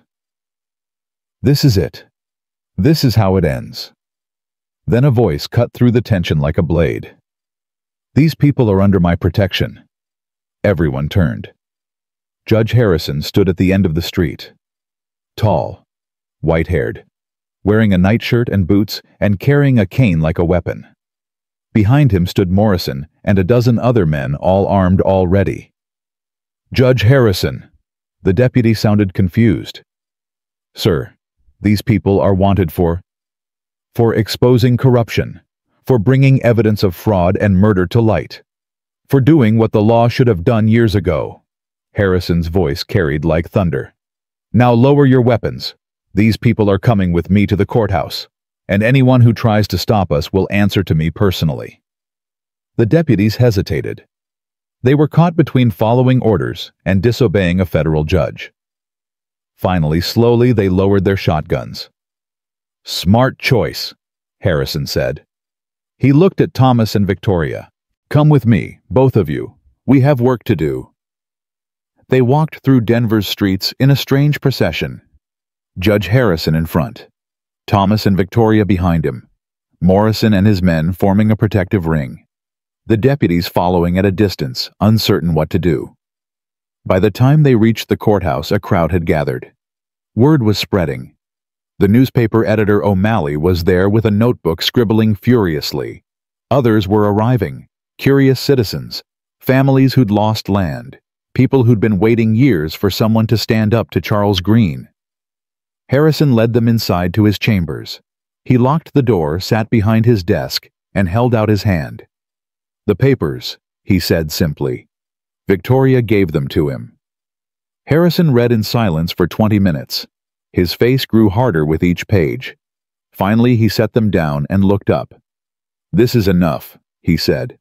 "More than enough. Charles Green will hang for this, and everyone who helped him." "Will you issue the warrants tonight?" Thomas asked. "I'll do better than that. I'll call an emergency session of the territorial legislature. Tomorrow morning, public hearing." Harrison smiled grimly. "Let's see Green try to bury this when the whole territory is watching." Outside, the crowd was growing. Thomas could hear them through the windows, voices rising, angry, demanding justice. It was happening. After everything, after all the running and fighting and dying, it was finally happening. Victoria leaned against Thomas, exhausted, relieved, overwhelmed. "We did it," she whispered. "We actually did it." "Not yet," Thomas said. "Green's still out there, still dangerous. This isn't over until—" The window exploded inward, glass everywhere. A man came through, revolver drawn, wild-eyed and desperate. William Garrett, blood soaking through the bandage on his hand, rage twisting his face. "You should have taken the deal," he snarled, pointing the gun at Victoria. Thomas moved without thinking, threw himself between them. The gun went off. Once. Twice. Thomas felt fire tear through his chest. Then his legs wouldn't hold him anymore, and he was falling, hitting the floor hard. Victoria was screaming. Morrison was crashing through the door. More shots. Garrett going down. But Thomas couldn't see any of that. Could only see Victoria's face above him, her hands pressing against his chest, trying to stop the bleeding. "Thomas, stay with me. Please, stay with me." He tried to answer. Couldn't. The world was getting darker, quieter. Her voice followed him down into the black. "Don't you dare leave me. Don't you dare. We made promises, both of us. You have to keep yours." Thomas wanted to tell her he would. Wanted to tell her about the cabin and the mountains and the mornings watching peaks turn gold. Wanted to tell her everything would be all right. But the darkness took him first. Thomas woke to pain, white hot and absolute. It lived in his chest, spreading tendrils through his ribs, his back, his arms. He tried to breathe, and the pain doubled. Tried to move, and it tripled. "Don't." Victoria's voice, close, strained. "Don't move. Please don't move." He opened his eyes. Firelight flickered on a ceiling he didn't recognize. Low beams, plaster walls. Not the courthouse. Somewhere else. Victoria's face appeared above him. Pale, exhausted, beautiful. "Hey," she whispered. "You're awake." Thomas tried to speak. His throat was raw. Nothing came out but a croak. "Don't talk either. Just listen." She pressed something cool against his lips. Water. He drank greedily. "You were shot twice. Once in the shoulder, once in the ribs. The doctor said the rib shot should have killed you. Missed your heart by an inch. You've been unconscious for 2 days." 2 days? Thomas closed his eyes and tried to remember. Garrett. The gun. Throwing himself in front of Victoria. Then nothing. "Garrett," he managed to rasp out. "Dead. Morrison shot him. 3 times. Made sure." Victoria's hand found his squeezing tight. "Thomas, you almost died. You were bleeding so much. I thought I'd lost you." "Still here." "Barely." Her voice broke. "The doctor said if the bullet had been 1 inch to the left." Thomas squeezed her hand. Tried to smile. It came out as more of a grimace. "Told you. People like us don't die before we finish." "We did finish. The hearing happened yesterday. Judge Harrison called every legislator in the territory. Read the papers in front of everyone. Charles Green was arrested at his home. So were 18 of his men. Deputies, sheriffs, land agents. All of them." Victoria's eyes were bright with tears and something that might have been triumph. "It's over, Thomas. We won." "Good. Good. That's all you have to say. We just took down the most powerful man in Colorado and you say good." Thomas tried to laugh. It turned into a cough that sent lightning through his chest. Victoria held him steady until it passed her hands, gentle but firm. "Where are we?" he asked when he could breathe again. "Morrison's house. He said the courthouse wasn't safe, that Green still had friends who might try something, so he brought us here. He's been standing guard for 2 days straight. Won't let anyone in except the doctor." She paused. "And me. He let me stay with you." Bear. Downstairs. Eating Morrison out of house and home. A real smile this time, small but genuine. "He knows you're hurt, keeps trying to come up here. Morrison has to physically drag him away." Thomas closed his eyes. Tried to piece together what had happened after he'd been shot. The legislature, the arrests, Green in chains. It should have felt like victory, should have felt like justice. Instead, it just felt like he'd been shot twice and hurt like hell. "What happens now?" he asked. "Now you heal. The doctor said you'll need at least 2 weeks before you can travel. Maybe more. Can't stay here that long? Morrison has a business to run." "Morrison said you're staying as long as you need to. Said he owes you his life from the war, and this doesn't even come close to paying that debt." Victoria's voice went soft. "He told me what you did at Cold Harbor. How you carried him 3 miles with a bullet in your own leg. How you wouldn't leave him even when the Confederates were right behind you." Thomas didn't want to talk about the war. Didn't want to remember Cold Harbor.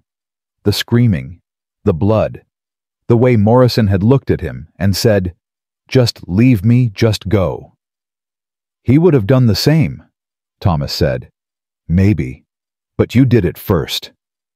Victoria leaned down and kissed his forehead, gentle, careful not to jostle him.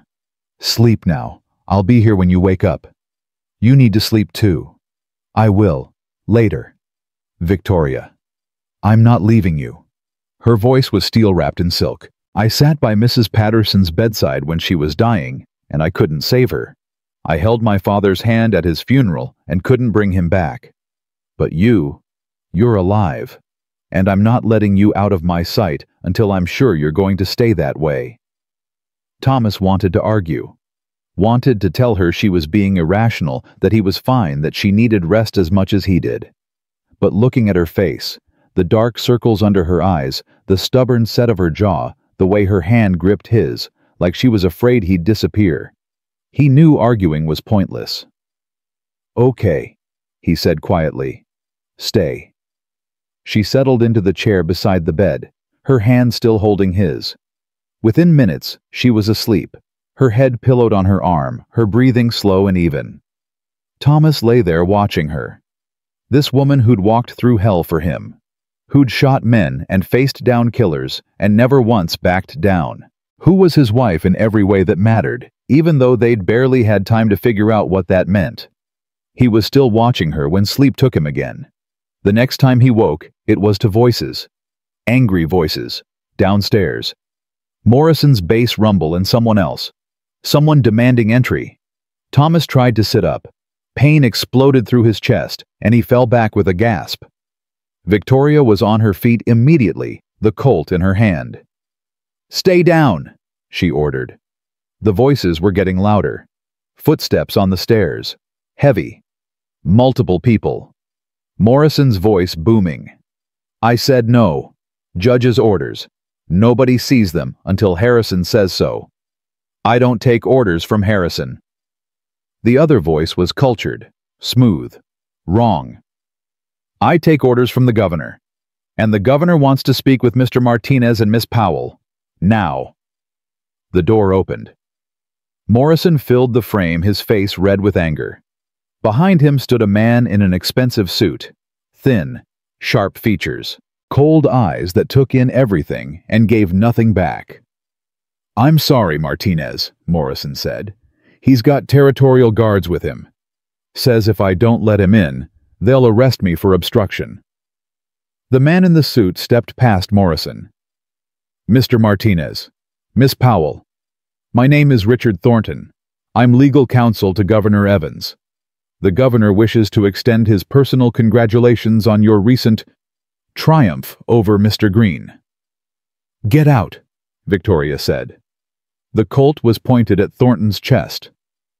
Thornton didn't even blink. "I understand your hostility, truly. But I assure you I'm here as a friend. The governor is deeply troubled by what's been uncovered. He wants to ensure justice is served." "Then he can ensure it by letting Judge Harrison do his job," Thomas rasped. "Judge Harrison is doing excellent work. However, there are complications. Political considerations. Mr. Green has powerful friends in Washington, friends who might try to interfere with the territorial courts." Thornton pulled a chair over and sat down uninvited. "The governor believes these matters would be better handled at the federal level. He's prepared to petition Washington for a special prosecutor, someone with the authority to override any local interference." "Why?" Victoria asked. "Because the governor cares about justice." "Bullshit." Morrison's voice was flat. "The governor's covering his own ass. He took money from Green. Everyone knows it. Now he's trying to distance himself before it all comes out." Thornton's smile didn't waver. "Governor Evans has made campaign contributions from many sources, none of which were illegal. But perception matters in politics. He simply wants to ensure that justice is both done and seen to be done." "What does he want from us?" Thomas asked. He was getting tired. The pain was building again. He needed more laudanum, but wouldn't take it until this snake left. Cooperation. Testimony. Your assurance that when this goes to trial, you'll present your evidence in a way that focuses on Mr. Green's crimes rather than any peripheral connections he may have had. Thornton leaned forward. "In exchange, the governor is prepared to offer you both territorial land grants, free and clear, 500 acres each, plus a stipend to help you rebuild your lives." Victoria laughed, sharp and bitter. "You're trying to buy our silence." "I'm trying to ensure justice doesn't get derailed by politics. Green will hang, that's certain. But if this becomes about who took his money and who looked the other way, it could drag on for years. Appeals, retrials. Eventually, some judge in Washington might decide the whole thing is tainted and throw it out.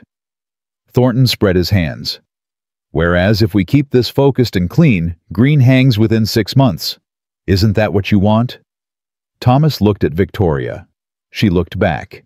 He could see her thinking it through, weighing the options, calculating the risks. We need to talk, she said finally. Alone. Thornton stood. Of course. I'll wait downstairs, but the governor will need an answer by tomorrow morning. After that, the offer expires. He left. Morrison lingered in the doorway. You want me to throw him out permanently? No, Thomas said. But don't let him back up here. Morrison nodded and closed the door. His heavy footsteps retreated down the stairs. Victoria set the Colt down and came to sit on the edge of the bed. What do you think? I think he's a liar, and the governor's dirty, and they're trying to save their own skins. I think so too. She was quiet for a moment. But he's also right. If this turns into a political circus, Green might walk. And all those families, all the people he hurt, they'd get nothing. You want to take the deal? I don't know what I want. Victoria's voice was tired, defeated. I wanted justice. I wanted my father's name cleared. I wanted Green to pay for what he did, and now he's going to. The papers are public. Everyone knows what he did. Whether he hangs in 6 months or 6 years, he's finished. So maybe... She stopped. Started again. Maybe it's enough. Maybe we can take the land and the money and just walk away. Build something for ourselves instead of spending the rest of our lives fighting other people's battles. Thomas reached up and touched her face. She leaned into his hand, closing her eyes. What do you want? He asked quietly. I want you to not die. I want to go to that cabin you told me about. I want to wake up in the morning and not be scared. I want to plant a garden and learn to cook on a wood stove and figure out how to be married to someone without being terrified they'll be taken away from me. Her voice broke. I want simple things, Thomas. Small things. Is that wrong? Is it selfish to want that? No, it's human. Then let's take the deal. Let Harrison and Morrison and all the rest of them fight the rest of this fight. We've done our part. We've lost enough. Can we just be done? Thomas thought about it. Really thought about it. He thought about his father who'd spent his whole life fighting for causes and principles and had died alone and bitter. He thought about the war, about all the men who'd died for flags and ideals while the politicians who'd sent them stayed safe at home. He thought about Cold Harbor and Shiloh and all the times he'd followed orders even when those orders made no sense. And he thought about the cabin, about mornings on the porch, about having someone to share them with, about being done with fighting and dying and carrying other people's burdens. Okay, he said.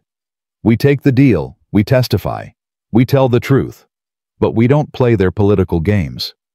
Green goes down for what he did, and then we walk away. Victoria let out a breath she'd been holding. Thank you. Don't thank me yet. We still have to survive the next 6 months. We'll survive. We're good at that. She smiled. Tired, but real. Besides, you promised me a cabin in the mountains. I'm holding you to that. Deal. She leaned down and kissed him. Soft, careful, full of promise and relief, and something that felt like hope. The trial took 4 months. Thomas healed slowly.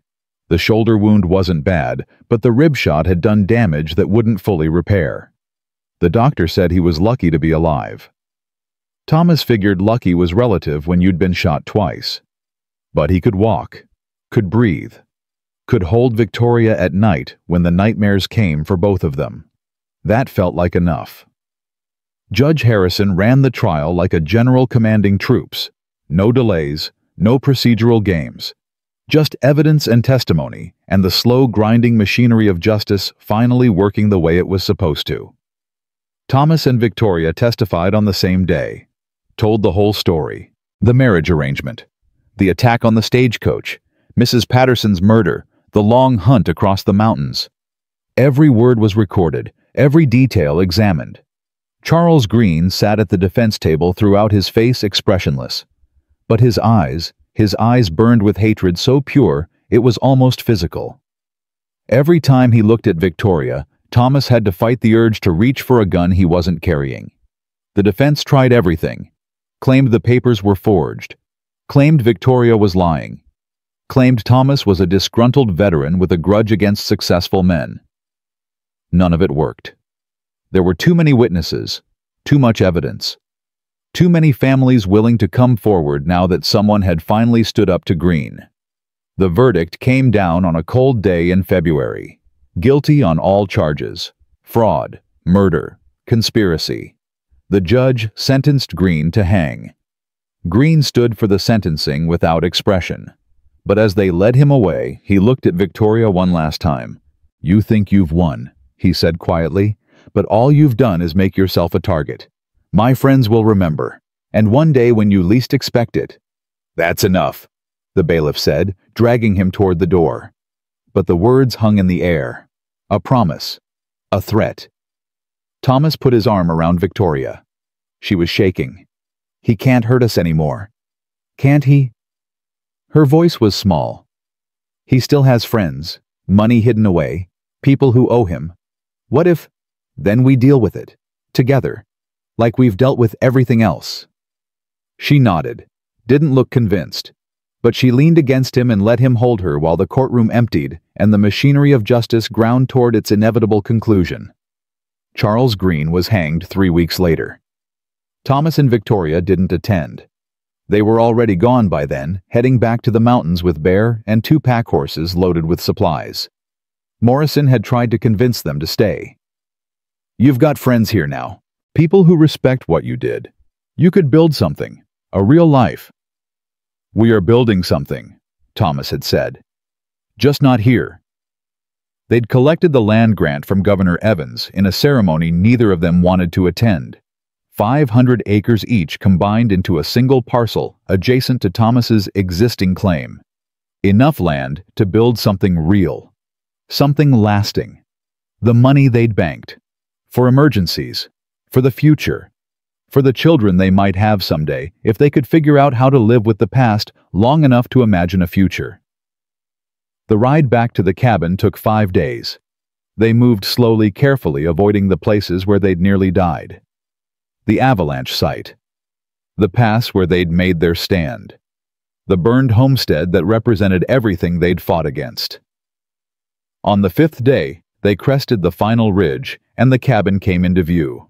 Small, sturdy, alone on the mountainside. Home. Victoria reined in Ember and just sat there staring. "It's beautiful. It's small. I like small." They rode down together. Bear running ahead, barking joyfully. The cabin was exactly as Thomas had left it, except someone had boarded up the broken windows and patched the bullet holes in the walls. Morrison's work probably, looking out for him even from 200 miles away. Thomas dismounted and tied Smoke to the porch rail. His leg was aching from the long ride, but it felt good to be home, to be done with courts and trials and politicians. Victoria slid off Ember and walked up the porch steps slowly. Her hand traced the doorframe where bullets had splintered the wood. "This is where it started. This is where you almost died. This is where you saved me."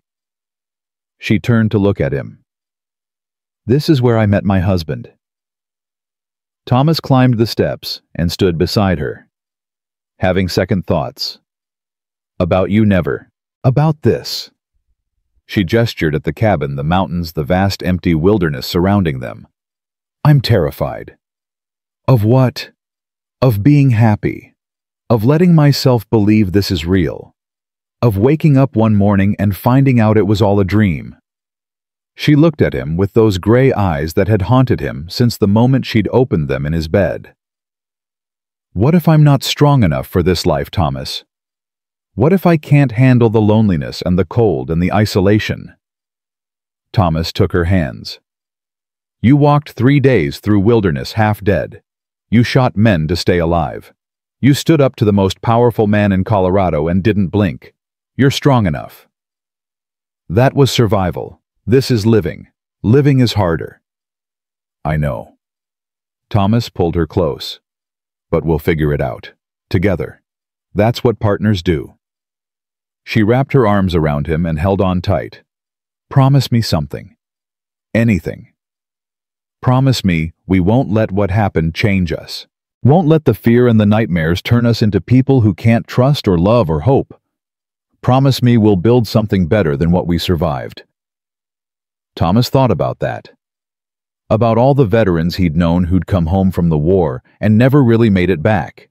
Men who drank themselves to death or ate a bullet or just faded away into bitterness and regret. He'd been heading that way before Victoria arrived, living alone, talking to no one, waiting for the day when his leg finally gave out, or a blizzard caught him, or he just stopped caring enough to keep going. But now... I promise, he said. She kissed him then. Not careful like in the courtroom or the hospital, not gentle like when he'd been healing, but fierce and desperate and full of all the emotion they'd been holding back for 4 months. When they finally broke apart, both breathing hard, Victoria smiled. Take me inside. Show me our home. Thomas opened the door and carried her over the threshold. It was traditional. Proper. The kind of thing married couples did. But more than that, it was a choice. A declaration. This is real. This is ours. This is what we fought for. The cabin was cold and dusty and exactly as Thomas remembered. But with Victoria in his arms, with Bear padding in behind them, with the afternoon sun streaming through the windows, it felt different. Less like a place to hide and more like a place to live. He set her down gently. She looked around, taking it all in. The single room. The small stove. The bed where she'd almost died. The walls that still bore marks from the gunfight. It needs work, Thomas said. Everything worthwhile does. She walked to the window and looked out at the 3 peaks. You were right. It's the most beautiful thing I've ever seen. Thomas came to stand beside her. We've got a lot to do before winter. Garden to plant, firewood to cut, supplies to stock. We'll need to build onto the cabin too. 1 room isn't enough. Why not? Because we'll need space for... He stopped, looked at her. What did you say? Victoria's hand moved to her stomach. I found out 3 weeks ago. Didn't tell you because I wanted to wait until we were here. Until we were home. Her eyes were bright with tears and joy and terror. We're going to have a baby, Thomas. The world tilted. Thomas grabbed the windowsill to steady himself. A baby. Yes. You're sure? The doctor confirmed it. I'm about 3 months along, due in early autumn. She watched his face anxiously. Say something. Please say something. Thomas couldn't speak. Couldn't breathe. A baby. His baby. Their baby. A child who would grow up in these mountains surrounded by beauty and hardship, and parents who'd fought through hell to be together. Thomas. Victoria's voice was worried now. If you're not ready, if this is too much too fast, I understand. We can... He kissed her, cut off whatever she was about to say with his mouth on hers, his hands cupping her face, his heart trying to beat its way out of his chest. When he pulled back, he was smiling, really smiling, for the first time in longer than he could remember. We're having a baby, he said. Yes. A son or a daughter. Yes. Someone to teach and protect and raise and love. Yes. Victoria was crying now, happy tears streaming down her face. Someone who'll never know what it's like to be alone. Who'll grow up with parents who chose each other. Who'll have everything we didn't. Thomas pulled her close and held her while she cried. Held her while Bear circled them both, tail wagging, sensing joy, even if he didn't understand why. Held her while the sun set behind the mountains and the first stars appeared in the darkening sky. They'd survived. Against impossible odds, against men who wanted them dead, against their own fears and doubts, and the weight of everything they'd lost, they'd survived. And now they were going to do more than survive. They were going to live. That night they lay together in the small bed, Victoria's head on Thomas's shoulder, his hand resting on her stomach, where their child grew. "What should we name them?" Victoria asked quietly. "If it's a girl, we name her Rose, after your mother. And if it's a boy..." Thomas thought about his father, about Morrison, about all the men who'd stood beside him in war and peace. "Samuel, after the friend who saved our lives." Rose or Samuel Martinez. Victoria smiled in the darkness. "I like it." They were quiet for a while. Then Victoria spoke again, her voice soft with sleep. "Thomas, do you think we'll ever stop looking over our shoulders? Stop waiting for the next threat?" "I don't know. Maybe. Eventually." "I hope so. I want to wake up one morning and not be afraid." "Me too." But Thomas knew better. Green might be dead, but his threat wasn't empty. There would be others. Men who remembered. Men who held grudges. The world didn't stop being dangerous just because you wanted it to. But that was tomorrow's problem. Tonight, in this moment, they were safe. They were together. They were home, and that was enough. Outside, the wind whispered through the pines. Inside, Bear's snores provided a steady counterpoint. And in the small bed, two people who'd survived the impossible held each other and dared to believe in the future. The mountains would keep their secrets. The past would haunt them in dreams. The future would bring challenges neither could imagine. But tonight, for the first time in 6 years, Thomas Martinez wasn't alone. And for the first time in her life, Victoria Powell had someone who wouldn't leave. They'd made promises, both of them, and they'd kept them. Everything else, whatever came next, they'd face together, the way it was always meant to be. Spring came slowly to the mountains that year. Snow lingered in the shadows, well into April, and the nights still carried frost that made the windows weep. But the days grew longer, warmer, and Thomas found himself working from dawn to dusk on the cabin expansion. Victoria's belly was starting to show now. Not much, just enough that her dresses pulled tight across her middle. She moved carefully, one hand always resting on the swell of new life, the other helping Thomas however she could. "You should be resting," Thomas said for the 100th time as she handed him another board. "I've been resting all winter. I'm fine." The doctor said, "The doctor is 2 days' ride away and has never been pregnant." Victoria wiped sweat from her forehead despite the chill. "I'm not fragile, Thomas. The baby's fine. I'm fine. Now stop worrying and tell me where this goes." Thomas took the board and fitted it into place. They were adding 2 rooms, one for the baby, one for storage. It wasn't fancy work, but it was solid, would last. That's all that mattered. Bear lay in a patch of sunlight watching them work. The dog had grown protective of Victoria over the winter, following her everywhere, sleeping beside the bed at night like a furry guardian. Smart animal. Knew something important was happening, even if he couldn't understand what. They worked until the sun started to set behind the western peaks, painting everything gold and purple. Thomas helped Victoria inside, and she collapsed into the chair he'd built for her, wider and cushioned with old blankets. Her favorite spot. "I'll start dinner," she said, but didn't move. "I've got it. You rest." "Thomas, please." He knelt in front of her. "Let me take care of you, just for tonight." She smiled and touched his face. "Just for tonight." He made venison stew and biscuits, not fancy but filling. They ate in comfortable silence, the fire crackling, Bear's tail occasionally thumping the floor. These were the moments Thomas treasured most, not the grand gestures or dramatic rescues, but the quiet evenings when they were just 2 people sharing a meal. Being together. Being alive. After dinner, Victoria pulled out Mrs. Patterson's old journal.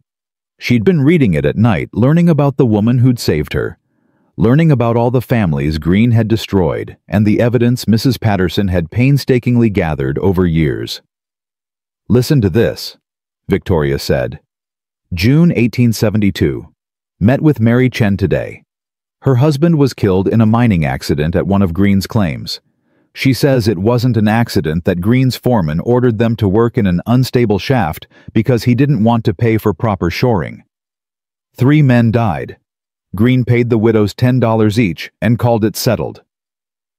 Victoria looked up. $10 for a husband's life. How many entries like that? Dozens, maybe hundreds. Mrs. Patterson documented everything. She closed the journal carefully. "I wish I could have known her better. Wish I could thank her for..." Her voice caught. "For everything." Thomas moved to sit on the floor beside her chair. "She knew. Before she died, she knew you'd finish what she started. Do you think it was worth it? Her death. All those people who died trying to stop Green. You asking if justice is worth dying for. I'm asking if revenge disguised as justice is worth dying for." Victoria's hand moved to her stomach again. "Because sometimes I wonder if we were just angry, if we let our anger push us into something stupid and reckless. And now we have a baby coming, and what if..." She stopped, breathed. "What if someone comes for us? What if Green's friends decide to finish what he started? What if our child grows up without parents because we couldn't let go?" Thomas had been wondering the same thing for months. Every time he heard a sound in the night, every time Bear growled at shadows, every time a rider appeared on the distant trail. "I don't know," he said honestly. "Maybe we were stupid. Maybe we should have just run. But we didn't. We stood and fought. And because we did, Green's dead, and his empire is broken, and maybe, just maybe, the next family won't lose everything to men like him." That's not an answer. It's the only one I've got. Victoria was quiet for a long time. Then she said, "I'm scared, Thomas. I'm scared all the time now. Before the baby I could take risks, could fight. But now..." She looked down at her stomach. "Now I have someone else to protect. Someone who didn't choose this fight." "I know. So what do? We be careful. We stay alert. We protect what's ours." Thomas took her hand. "And we trust that we didn't survive everything we survived just to lose now. Faith. Something like that." She squeezed his hand. "I hope you're right." 2 weeks later, Morrison arrived. They heard him coming from a mile away. The big man never did anything quietly. He rode up to the cabin on a massive draft horse leading a pack mule loaded with supplies. "Martinez," he bellowed. "You got coffee? I've been riding since dawn." Thomas stepped onto the porch, rifle in hand, until he was sure it was really Morrison. "What are you doing here? Can't a man visit an old friend?" Morrison dismounted with a grunt. Then he saw Victoria stepping out behind Thomas, her pregnancy now obvious. His face split into a huge grin. "Well, I'll be damned. Congratulations to you both." "Thank you," Victoria said. "But you didn't ride 200 miles just to congratulate us." Morrison's grin faded. "No, I didn't." He looked at Thomas. "We need to talk. Alone." Victoria crossed her arms. "Anything you need to say to him, you can say to me."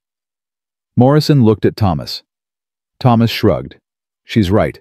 We don't keep secrets." "All right then." Morrison tied his horse and followed them inside. He accepted coffee and sat in Thomas's chair, the only one that would hold his weight. "Green's nephew arrived in Denver 3 days ago. Name's Jacob Green, from back east. Lawyer, rich, connected." Morrison paused. "And angry."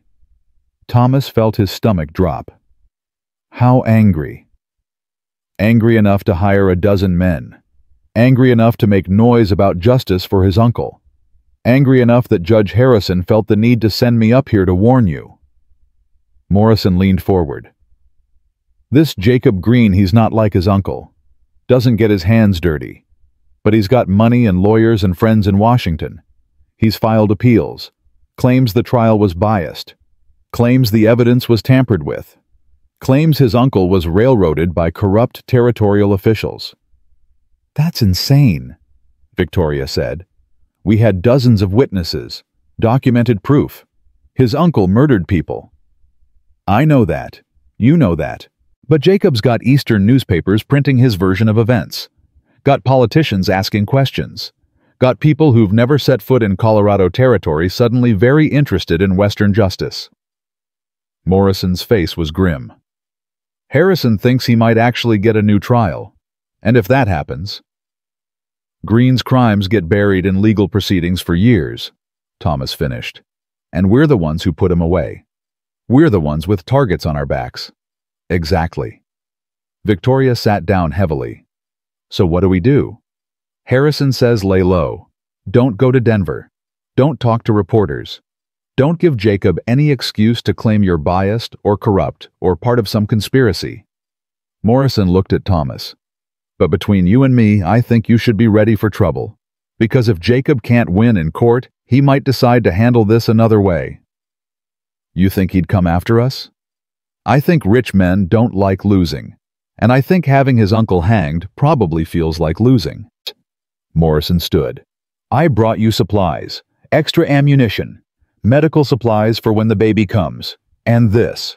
He pulled an envelope from his coat. Letter from Judge Harrison. Official document saying you're both protected witnesses in an ongoing federal investigation. Anyone touches you, they're committing a federal crime. Might not stop everyone, but it'll make some folks think twice. Thomas took the letter. Thank you. Don't thank me yet. This might blow over. Jacob might decide fighting a dead man's battles isn't worth his time. Or, Morrison trailed off. Or he might not, Victoria finished quietly. Yeah.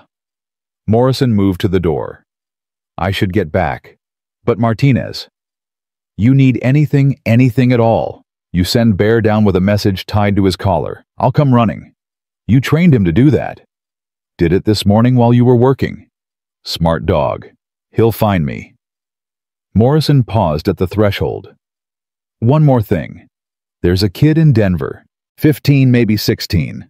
Been asking around about you, says his name is James, says you shot him at your cabin and then let him live.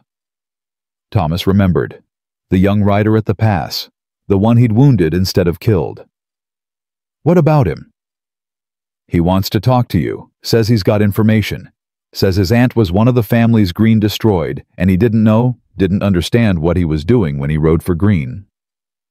Morrison shrugged. Could be a trap, could be genuine. Thought you should know either way. After Morrison left, Thomas and Victoria sat in silence for a long time. Bear sensed the tension and pressed against Victoria's legs, whining softly. We should leave, Victoria said finally. Pack up. Go somewhere else. Canada maybe. Or California. Somewhere Jacob Green won't find us.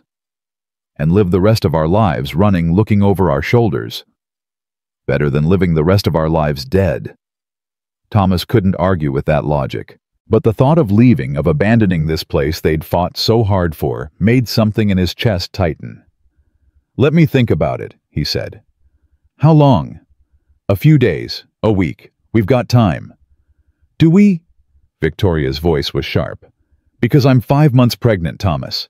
In 4 more months, I'll have a newborn. We can't run with a baby, can't fight with a baby. If we're going to leave, we need to do it now. She was right. Thomas knew she was right. But still, he hesitated. That night he barely slept. Lay awake listening to Victoria breathe to Bear, snore to the cabin settling around them. This place had become home. The first real home he'd had since before the war.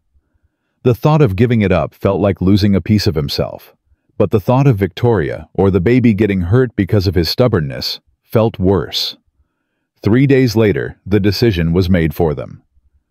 Thomas was splitting wood behind the cabin when Bear's bark changed. Not a warning bark, not aggressive, but alert, focused. Thomas grabbed the rifle and moved to the front. A single rider was approaching, young, thin, moving slowly with his hands visible, no weapons that Thomas could see. The rider stopped 50 yards out. "Mr. Martinez, I'm James. James Miller. We met at your cabin. You shot me." Thomas remembered. The kid who'd screamed all the way down the mountain. "What do you want?" "To talk. That's all. Just talk." James's voice shook slightly.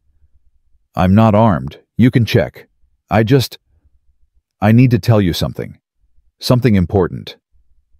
Thomas studied him. The kid looked terrified. Looked like he was about to bolt at any second. But he'd come alone. Had ridden all the way up here to deliver a message. "Come ahead," Thomas called. "Slowly." James dismounted and walked forward with his hands up. Victoria appeared on the porch, the Colt in her hand. James saw her and stopped. "Mrs. Martinez, I'm sorry. For everything. For riding with those men. For trying to—" His voice broke. "My aunt was Eleanor Miller. She owned a farm near Boulder. Green wanted her land. When she wouldn't sell, he had his men burn her out. She died in the fire. I was only 12, didn't understand. Didn't know who to blame. Then when I got older, Green's men said they could use someone young, someone local. Said they'd pay well. I needed the money. He stopped, swallowed. "I didn't know. I swear I didn't know what they were really doing until that day at your cabin. Until I saw them trying to kill you. Trying to kill her." He looked at Victoria. "After Mr. Martinez shot me after we got back to Denver, I heard about the trial. About the papers. About all the families. And I realized my aunt was one of them. Green killed her, and I'd been working for him." Thomas lowered the rifle slightly. "That's a hell of a story, son. But it doesn't explain why you're here. Because Jacob Green is coming for you. Both of you." James's words came fast now. Urgent. "I heard him talking in a saloon. He's hired men. Real killers. Not deputies or land agents, professional guns from back east. 6 of them. They're planning to ride up here, burn your cabin, make it look like an accident. He can't win in court, so he's going to—" James couldn't finish. Victoria's hand moved to her stomach. "When?" "Soon, maybe a week, maybe less. I left Denver 2 days ago and rode straight here to warn you." James looked between them. "Mr. Martinez, you could have killed me that day. You didn't. Could have let me bleed out in the snow. You didn't. So I figure I owe you. This is me paying that debt." Thomas believed him. Every instinct said this kid was telling the truth. But belief didn't change the facts. 6 professional killers. Coming to murder them in their home. "Thank you," Thomas said quietly. "For the warning. What are you going to do?" "What we should have done 3 days ago. We're leaving." James nodded. "Where will you go?" "Better you don't know." "Fair enough." James started to turn back to his horse, then stopped. "Mr. Martinez, Mrs. Martinez, I hope you make it. I hope you and your baby have a good life somewhere safe. And I'm sorry for everything." Then he was gone, riding back down the trail at a gallop. Victoria was already moving before Thomas turned around. "How long to pack?" 2 hours if we move fast." "Then let's move." They worked in controlled chaos, taking only what they could carry: clothes, food, ammunition, money, Mrs. Patterson's journal. Everything else, the furniture Thomas had built, the supplies Morrison had brought, the home they'd started to create, had to stay behind. It hurt. God, it hurt. But staying hurt worse. They were nearly finished when they heard it. Hoofbeats. Multiple horses. Coming fast up the trail. "No," Victoria whispered. "No, it's too soon. He said a week." James was wrong. Or they moved faster. Thomas grabbed the Winchester and moved to the window. "How many bullets you got?" Victoria checked the Colt. 12. "I've got maybe 30, against 6 professional killers." Thomas did the math and didn't like the answer. We can't fight them. Not with you pregnant, not with those odds. Then what? The back window. We go out the back, take the horses, run for Morrison's. It's our only chance. They'll burn the cabin. Let them. We can rebuild. We can't rebuild you. Thomas helped Victoria out the back window, while Bear stood guard at the front door, growling low and continuous. The horses were already saddled. Thomas had done that first. Smart. Now it might save their lives. They were mounting when the first riders came into view. 6 men, just like James had said. Hard faces. Expensive guns. The kind of men who killed for money and slept fine after. One of them saw Thomas and Victoria and shouted, raised his rifle. Thomas fired first. The man went down. The others scattered, taking cover, returning fire. Bullets whined through the air. One caught Ember in the flank. The horse screamed and stumbled. Victoria nearly fell, but Thomas grabbed her, pulling her onto Smoke behind him. Hold on! He kicked Smoke into a gallop. Behind them, Bear was barking furiously. Then a yelp. Then silence. Bear! Victoria screamed. We can't go back. Thomas, they shot him. I know, but we can't stop. They rode hard down the trail. Behind them, the killers were mounting up, giving chase. Thomas could hear them shouting, coordinating. Professional. Efficient. Smoke was fast, but carrying double. The killers were gaining. A bullet whined past Thomas's head. Another kicked up dirt beside them. They weren't going to make it. Weren't going to outrun 6 men on fresh horses. Thomas saw a narrow game trail leading into thick forest. Made a split-second decision and yanked Smoke's reins. They plunged into the trees. Low branches whipped at them. Smoke stumbled on roots but kept going. Behind them, the killers followed, but the dense forest slowed them, forced them to spread out, pick their way carefully. Thomas and Victoria pushed deeper into the wilderness. No trail now, just instinct and desperation. Victoria's arms were tight around his waist, her face pressed against his back. He could feel her crying, but she didn't make a sound. An hour passed. Then 2. The sounds of pursuit faded. Either they'd lost the killers, or the killers were hanging back, tracking them slowly. Either way, Thomas couldn't stop. Had to keep moving. Finally, as the sun was setting, he pulled up beside a creek. Smoke was exhausted, heaving. Couldn't go much further without rest. We'll camp here, Thomas said. No fire. We eat cold, and we sleep in shifts. Victoria slid off the horse and immediately collapsed. Not from exhaustion, from grief. Bear. They killed Bear. Thomas knelt beside her. You don't know that. You heard him yelp. Could have just been hurt. We left him. We had to. If we'd gone back, they would have killed all 3 of us. He was family, Thomas. He was... She couldn't finish, just sobbed into her hands. Thomas held her while she cried. Held her while the sky darkened and the temperature dropped, and somewhere in the forest behind them, 6 killers were still hunting. They didn't sleep that night. Just huddled together for warmth, listening to every sound, watching every shadow. Smoke grazed quietly nearby, too tired to do anything else. When dawn finally came gray and cold, Thomas knew what they had to do. We can't keep running, he said. Not like this. Not with you pregnant, and no supplies, and them tracking us. So what do? We make a stand, find a good position, and make them come to us. Even the odds as much as we can. Thomas, there's 6 of them. I know. But we've got high ground and experience and motivation they don't have. They're killing for money. We're fighting for our lives. That matters. Victoria looked at him. Really looked at him. Saw the determination in his eyes, the set of his jaw, the way he was already scanning the terrain for a defensive position. You really think we can win? I think we can try. Thomas stood and helped her up. And I think I'd rather die fighting than die running. She nodded slowly. Then we fight. They found the position an hour later. a rocky outcrop overlooking the trail. Good cover. Clear fields of fire. Only one way up. Thomas left Victoria there with the Colt and all their ammunition. Then he took the Winchester and worked his way back down the trail. If the killers wanted them, they'd have to go through him first. He didn't have to wait long. They came just after mid-morning, moving in a loose formation, confident, relaxed. They thought they were hunting exhausted refugees. They were wrong. Thomas let them get close. 50 yards, 40, 30. Then he fired. The lead rider went down.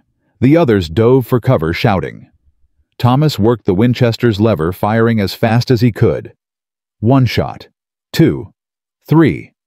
Another man went down. A third took a bullet in the shoulder. Then they started shooting back. Bullets sparked off rocks around Thomas. He ducked, moved, fired again. This wasn't about killing them all. It was about slowing them, making them cautious, buying time. He emptied the Winchester and started to retreat, moving fast up the rocky slope toward where Victoria waited. The killers followed. But they were careful now, using cover, not wanting to be the next one to catch a bullet. Thomas reached the outcrop. Victoria was ready, the Colt in both hands, her face set with grim determination. 3 left. Thomas gasped. Maybe 4, lost count. They're coming. I know. They waited, Thomas reloading. Victoria watching the trail below. Smoke had wandered off somewhere, probably for the best. Horse couldn't help in a gunfight. The first killer appeared below, moving slow, checking corners. Thomas aimed and fired. The bullet took him in the chest. He dropped. 2 left, maybe 3. Long silence. Thomas and Victoria barely breathing, waiting. Then shots from 2 sides. They'd flanked them, were coming from multiple directions. Behind us, Victoria shouted. Thomas spun. A man was climbing the rocks on the far side. Thomas fired, missed. The man fired back. The bullet hit the rock beside Victoria's head. She screamed and fired the Colt. Once, twice. The man fell. Movement to the left. Another killer. Thomas swung the Winchester around. Empty. No time to reload. The man raised his rifle. A shotgun blast echoed across the rocks. The killer went down. Behind him stood Samuel Morrison on horseback, his shotgun smoking. Behind Morrison, a dozen riders. Some Thomas recognized from Denver. Others he didn't know. All armed. All ready. "Sorry we're late," Morrison bellowed. "Traffic was hell." The last killer saw the odds and ran. Morrison's men gave chase, but Morrison himself rode up to the outcrop. "You two all right?" Thomas was shaking. Couldn't stop. "How did you—" "Young James Miller came to my office yesterday. Told me everything. I rounded up everyone I could and we rode through the night." Morrison dismounted heavily. "When we got to your cabin and saw the bodies, saw the blood, I thought—" He stopped, cleared his throat. "Thought we were too late." "We almost were," Victoria said. Her voice was steady, but her hands were shaking. "If you'd been 5 minutes later." "But we weren't." Morrison looked at them both. "And those men won't be bothering anyone else. But Jacob Green's still in Denver, still has money, still has lawyers." "Then what do we do?" Thomas asked. Morrison smiled, grim but satisfied. "We finish this, properly. The judge is tired of playing games. He's calling a federal grand jury, going to investigate Jacob for conspiracy to commit murder. And when we testify about these men, about what they tried to do—" Morrison shrugged. "Jacob might not hang like his uncle, but he'll spend the rest of his life in prison. That enough for you?" Thomas looked at Victoria. She looked back. Something passed between them. An understanding, an agreement. "It's enough," Thomas said. "It has to be enough. Because after this, after we testify, we're done. No more fights, no more crusades. We're going to build our cabin and raise our child and live quiet lives. Understood?" "Understood." Morrison offered his hand. Thomas shook it. "Come on, let's get you both somewhere safe. You look like hell." They rode back to Denver, surrounded by Morrison's men. Rode through streets that fell silent as people saw them. Word spread fast. The couple who'd taken down Charles Green, who'd survived another attempt, who just wouldn't die no matter what. The trial happened fast. Jacob Green was arrested. The killers he'd hired testified against him in exchange for lighter sentences. James Miller testified. Morrison testified. Thomas and Victoria testified one final time. Jacob Green was sentenced to 20 years in federal prison. His appeals were denied. His assets seized. The Green empire built on fraud and blood finally crumbled completely. It was over. Really over. Thomas and Victoria stayed in Denver just long enough for her to see a proper doctor. Long enough to restock their supplies. Long enough to say goodbye to Morrison and Judge Harrison and all the people who'd helped them survive. Then they went home. The cabin had been burned, just like James had warned. Nothing left but charred timber and ash. But the land was still there. The mountains. The 3 peaks that turned gold in the morning sun. And in the ruins, sitting calmly like he'd been waiting for them, was Bear. Burned, limping. One ear torn half off, but alive. Victoria cried when she saw him. Fell to her knees and hugged the dog while he licked her face. "I thought you were dead. I thought—" Bear just wagged his tail. They rebuilt. Morrison sent men and supplies. Neighbors Thomas hadn't known he had appeared with tools and timber. Within a month, the new cabin stood bigger than before, stronger, built by a community that had decided these 2 people deserved protecting. Victoria's belly grew. Summer passed into autumn. The baby came on a cold September morning with a midwife from the valley helping. A girl, healthy, screaming loud enough to wake the dead. They named her Rose. Rose Patterson Martinez. For the mother Victoria had lost, and the woman who'd saved her life. Thomas held his daughter and felt something in his chest crack open. All the walls he'd built after the war, all the distance he'd kept from feeling too much caring, too much risking too much, gone in an instant. "She's beautiful," he whispered. "She's ours," Victoria said, exhausted but smiling. "She's really ours." The years passed. Rose grew. Learned to walk on the cabin porch with Bear following faithfully behind. Learned her letters from Victoria. Learned to shoot from Thomas. Learned the names of the 3 peaks and the stories of how her parents had met. They never spoke of Charles Green to her. Never mentioned the killings and the running and the fear. Those were adult burdens. Rose would learn about them someday. But not today. Not while she was young and innocent and safe. More children came. A boy they named Samuel. Then another girl, Clara. The cabin expanded again. Became a home filled with laughter and noise and life. Thomas's leg never fully healed. Some mornings he could barely walk, but he learned to live with it. Victoria's nightmares faded, but never disappeared completely. But she learned to live with them too. They built something real, something lasting, a family, a life, a future that honored the past without being trapped by it. And every morning, Thomas would stand on the porch with his coffee and watch the 3 peaks turn gold in the sunrise. Victoria would join him.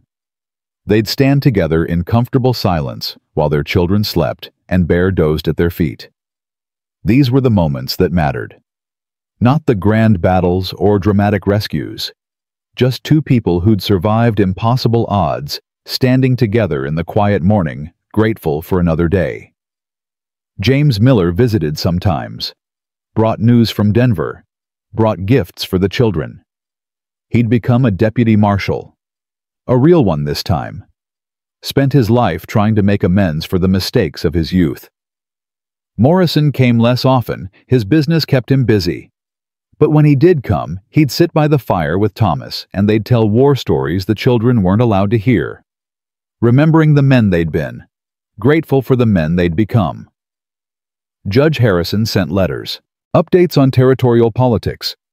News about families getting their land back. Proof that the fight had mattered. But the letters Thomas treasured most came from strangers. People who'd read the story in newspapers, who'd lost their own land or family to corruption, who wrote to say thank you, to say your courage gave us courage, to say we're fighting now too. Victoria kept those letters in a wooden box, read them sometimes when she needed reminding that the pain had purpose, that the losses hadn't been for nothing. Years turned into decades. Rose grew up and married a rancher from the valley. Samuel became a teacher. Clara surprised everyone by becoming a lawyer. All three carried the story of their parents' courage into the world. Thomas's hair went gray, then white. His leg got worse. But he could still split wood and mend fence and hold Victoria close on cold nights when the nightmares came for both of them. Victoria's beauty deepened with age. Lines around her eyes from laughter, silver threading through her dark hair. Hands roughened from work but still gentle when she touched his face. They grew old together. On this mountain. In this place they'd fought for. Surrounded by family and friends, and the quiet satisfaction of a life well lived. On Thomas's last day, he sat on the porch watching the morning peaks turn gold one final time. Victoria beside him, their hands clasped. Bare old now moving slow at their feet. It was worth it, Thomas said quietly. All of it. Every hard moment, every scar, every nightmare. It was worth it for this. Victoria squeezed his hand. I'd do it all again. Even the running and the fear. Even that. Because it led to this. To you. To our family. To home. Thomas smiled. I waited 3 months for you in Denver. I know. Best 3 months I ever waited. I know that too. They sat together as the sun climbed higher, warming the valley, burning away the morning mist. Somewhere inside, their grandchildren were laughing. Somewhere below, the world kept turning. But here on this porch, in this moment, time stood still. Two people who'd promised to be family had kept that promise. Through war and murder and loss and pain. Through everything that should have broken them. They'd kept it. And in the keeping, they'd found something worth more than safety or peace, or all the quiet days they'd never thought they'd have. They'd found each other. And that was everything.